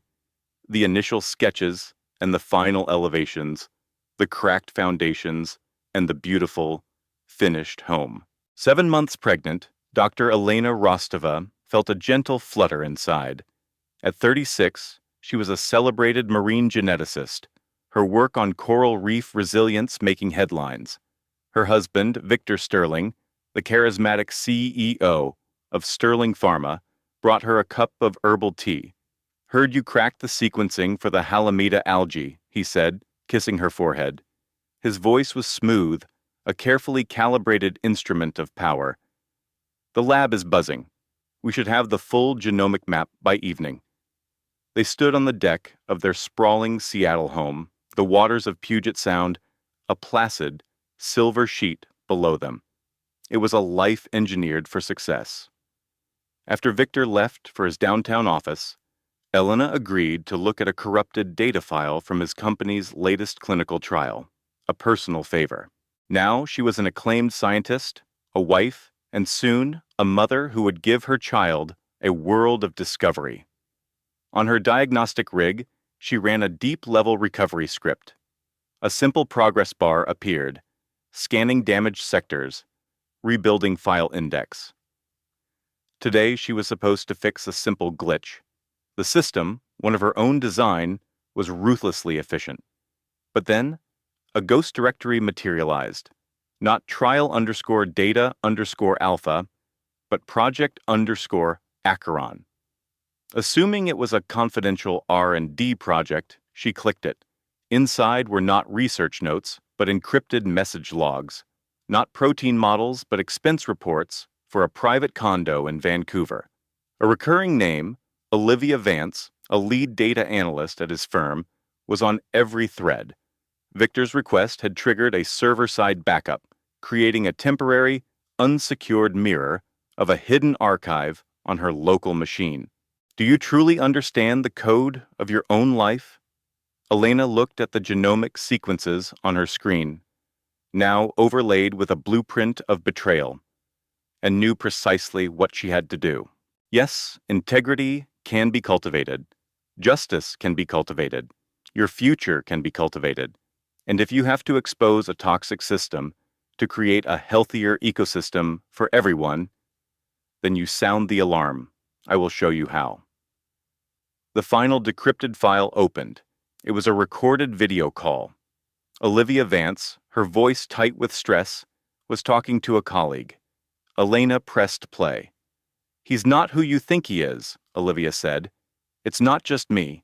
He's burying the data on the side effects to get FDA approval." 2 years later, the main auditorium at the University of Washington was standing room only. They had set up chairs in the aisles, and the crowd spilled out into the foyer. The Seattle Times had sent their lead science reporter, and even a Nobel laureate was there, sitting in the front row. Elena walked to the podium. She was a landscape of resilience, a collection of hard-won seasons, a testament to the power of clearing the land and planting something new. At home, her husband Rowan was awake, sketching a design for a new trellis. He looked up as she came in. "How did it go?" "It was good. Painful, but good. You're changing the world, Isla." "I'm just showing them they already have the seeds. They're the ones who have to do the planting." Rowan pulled her into a warm embrace. "You are truly incredible, Isla Vance." She smiled, hearing her name. "Isla Vance. Not the wife of a financier, not Mrs. Anyone, just herself, reclaimed and replanted and free. I'm just a woman who left a barren place. Yes, Rowan said softly, and that is the most beautiful thing in the world. There is. That night, Isla dreamt of a vast, ancient forest, of roots that spoke to one another underground, of sunlight filtering through a canopy 1,000 years old. She dreamt of the planet shrinking to a single perfect seed in her hand, of a woman becoming a whisper of pollen on the wind, then taking root to grow into a spectacular, unknown flower. She dreamt of moss that smelled of rain and time, of intricately carved wooden animals for a child's room, and of a future built on the undeniable truth of the natural world. She dreamt of all the forgotten female botanists she admired, their names finally given to the species they discovered, cataloging, cultivating, proving, and finally being honored. And she dreamt of a landscape plan she had sketched on the back of a divorce settlement, a hidden design. I am gone. The original foundation was unstable, the most powerful blueprint she had ever drawn, the lines that set her free. 8 months pregnant with her first child, her hands rested on her belly as Clara addressed the gathered crowd. Her new partner, a kind-eyed carpenter named Leo, sat in the front row with her younger sister, Megan, who was now 29, and her old professor from her master's program, Dr. Alistair Finch, who was 65. Her ex-husband, Julian, and his formidable legal team were absent. They were otherwise engaged with federal fraud investigations. Her old friend, Ben, and her colleague, Maria, sat next to her family like proud sentinels. Clara had even flown her father in from Denver, who watched with a proud glint in his eyes. The banner behind Clara read, "The Hearthstone Foundation, Grand Opening, Preserving Structures, Rebuilding Lives." "Thank you all for joining me," Clara started. 10 years ago, I came to Boston with a scholarship and a suitcase filled with architectural history books.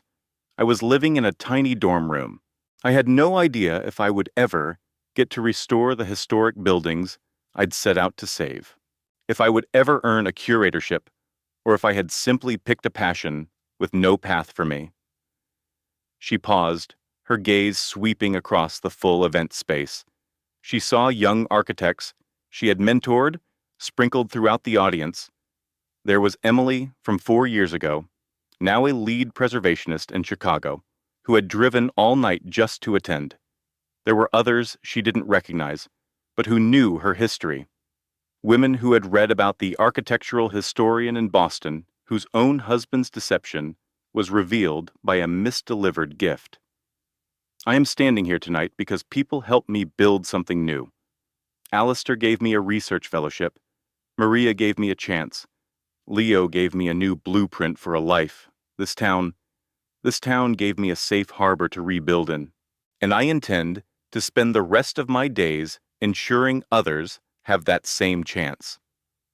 The Hearthstone Foundation aimed to do more than just save old buildings. A significant portion of its funding would be dedicated to offering pro bono legal services for women seeking to protect themselves and their children from powerful, manipulative partners. It would also create scholarships to help women enter trades like architecture and construction. It would offer mentorship, safety planning, and trauma resources, everything Clara had needed, everything she was forced to figure out on her own. We are naming our inaugural grant after someone who taught me a very difficult lesson, Clara continued, that people who appear to have everything can still be morally bankrupt, that a glamorous public image is not the same as a private conscience, that sometimes the people who try to own your entire world, Blutz, can become the very reason you build a new one, but only if you refuse to live within the walls they designed for you. She nodded toward an image on the screen behind her. Not of Julian, but of the young woman who had received the bracelet meant to expose his affair. The Isabel Finch Grant will fund emergency relocation and digital security training for women in high-risk domestic situations. Because I have learned that broken people break others, and free people build freedom for others. Isabel's eyes were glistening with tears from her seat in the fourth row.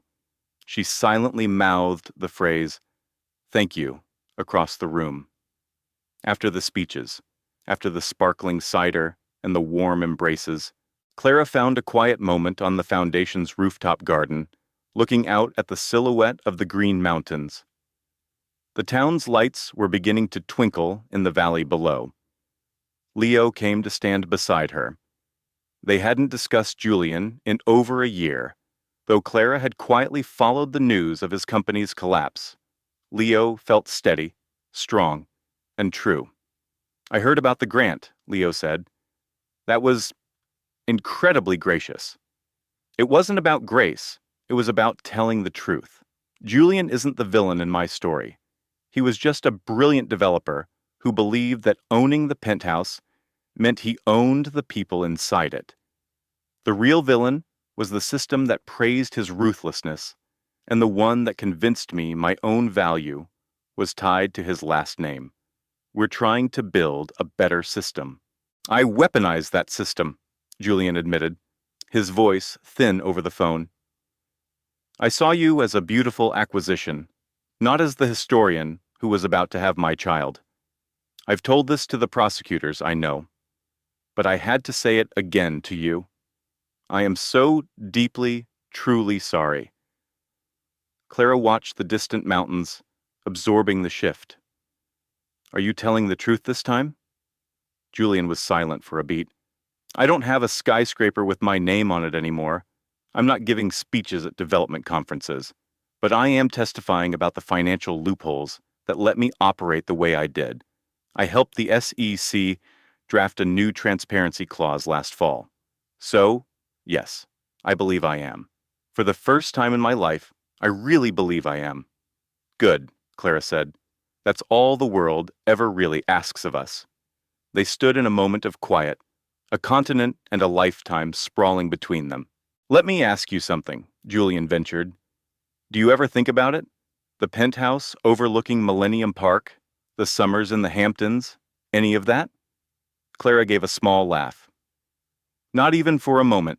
The person I missed was the woman I was before I became Mrs. Croft, the hungry young historian who could find stories in forgotten blueprints. She's finally back. But she's tougher now. She has a daughter coming, and a partner who actually enjoys hearing about cantilevered balconies. She has a community that respects her work. She's uncovering the truth. That woman has zero use for a penthouse." From their cozy brownstone, a voice called out, "Clara, David says these instructions for the baby's bassinet are written in ancient Aramaic." Clara smiled. "I have to go. My partner has an irrational terror of hex wrenches." "Clara," Julian said, his voice stopping her, "I wanted to say thank you for showing me there was a way to build something that lasts instead of just being the first to break ground." "You're the one who has to do the building," Clara answered. "I just pointed out the foundation was cracked." 3 months on, Clara gave birth to her daughter on a crisp autumn morning. In a world away from the turmoil that preceded her arrival, Maya Vance was born into a quiet room filled with love, overlooking the golden leaves of Lincoln Park. David held his daughter for the very first time, tears streaming freely down his face.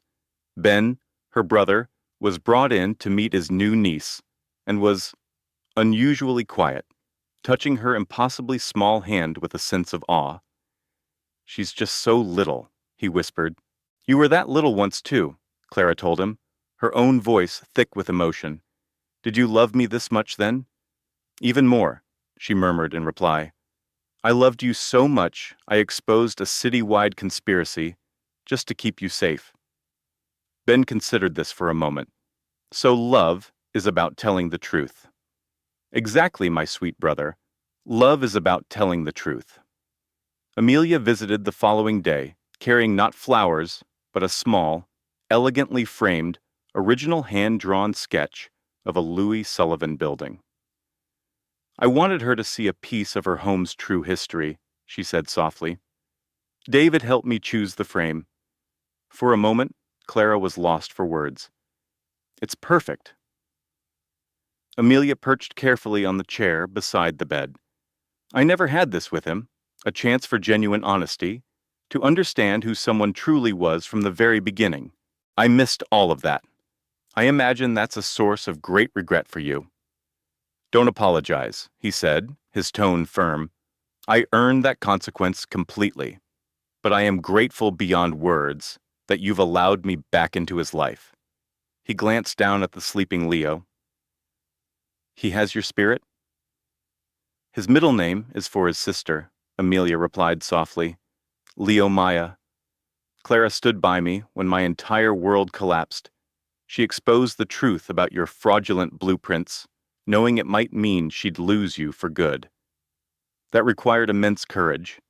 Our son deserved a name that stood for that kind of strength. Thank you, Julian whispered, his voice cracking with emotion.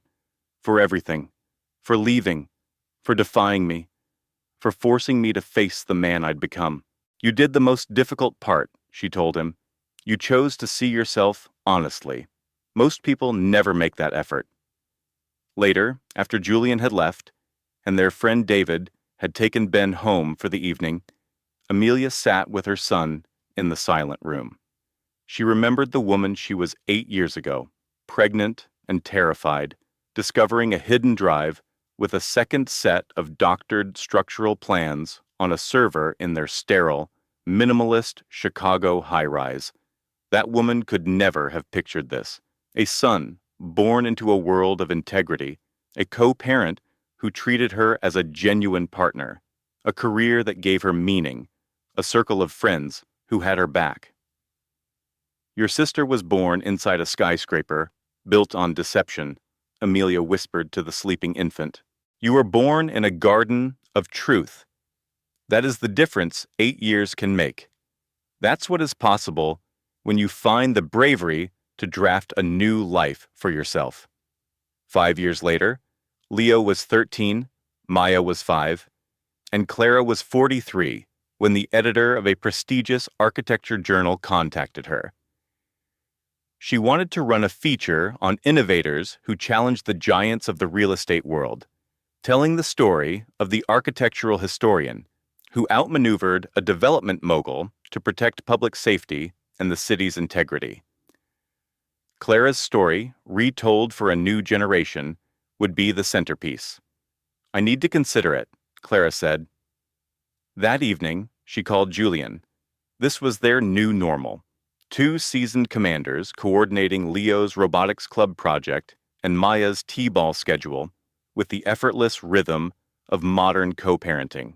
A major journal wants to publish a big story, she told him, about whistleblowers, about everything that happened. What do you think?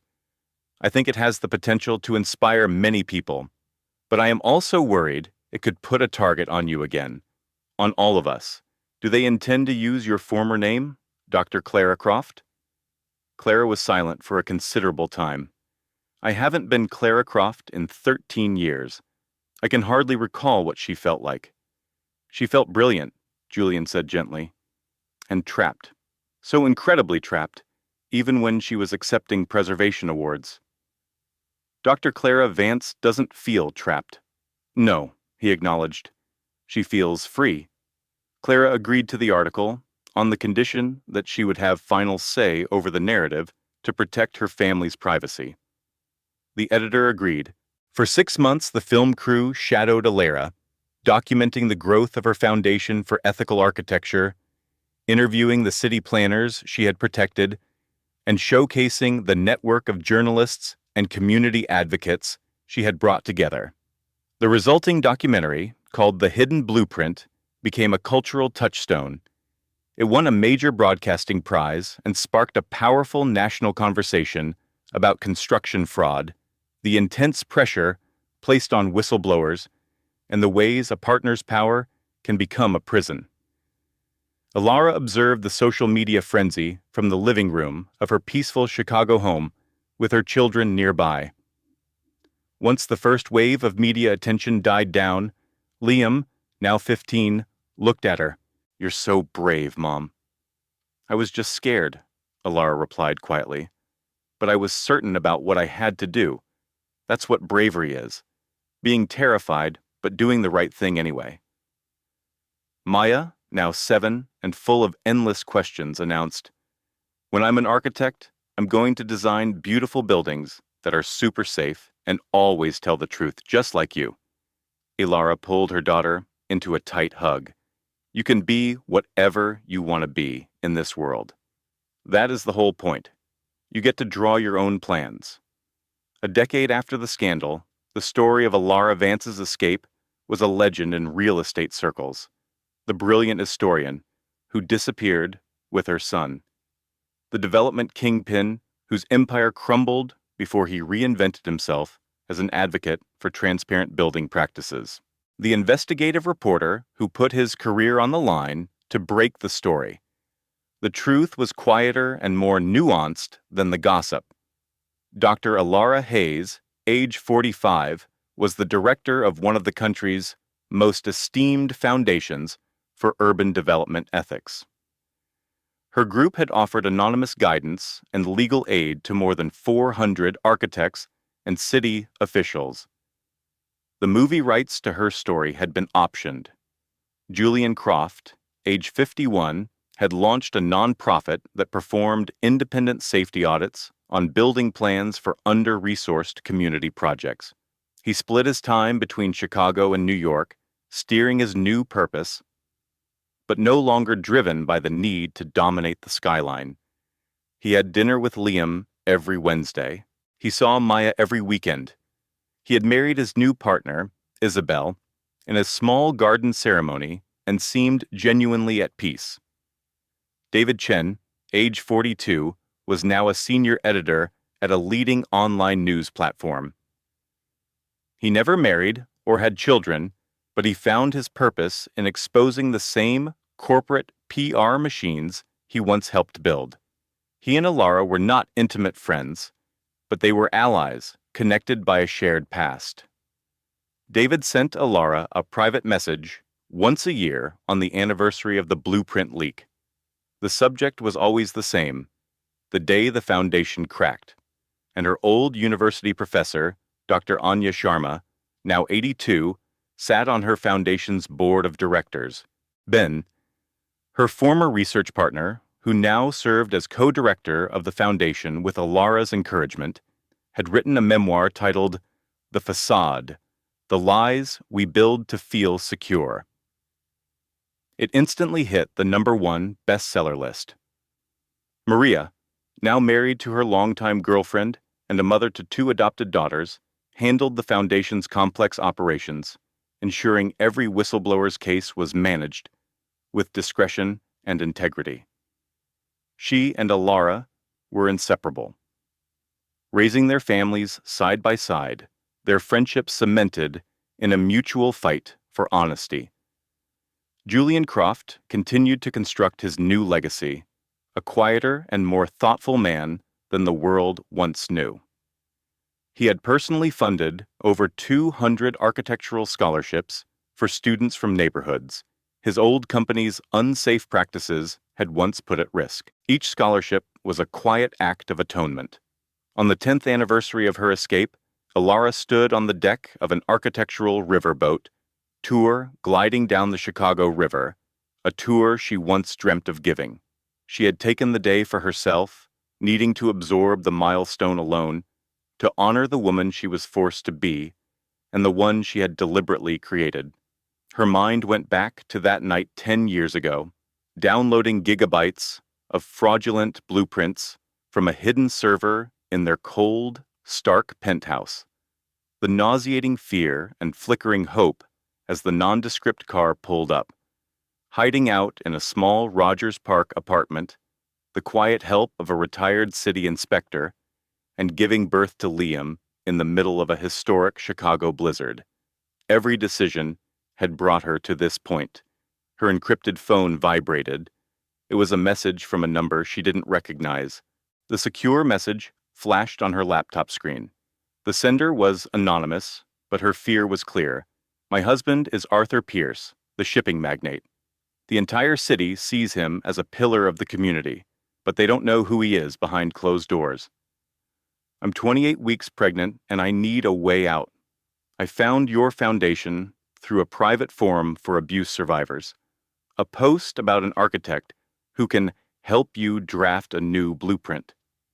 Can you help me? In her quiet Vermont office, surrounded by historical building plans, Clara's fingers moved across the keyboard. Her reply was quick and coded. We have a consultation available for a structural assessment on Friday at 10 a.m. Your new design is ready for review. You are not the first, and you will be safe. She looked out at the rolling hills, a horizon of resilience built of earth and stone. It reflected the strength of the women she helped. The world had mostly forgotten the story of the historian who disappeared from her powerful husband's life, but the woman she had become never stopped designing escape routes, and she continued to build pathways to freedom for others desperate for a new beginning. The woman once known as Clara Croft was a detail from a life that had been demolished. In her place stood a master restorer, a protector, and her own life was a monument to every woman who dared to tear down a toxic structure and build her own future. Model.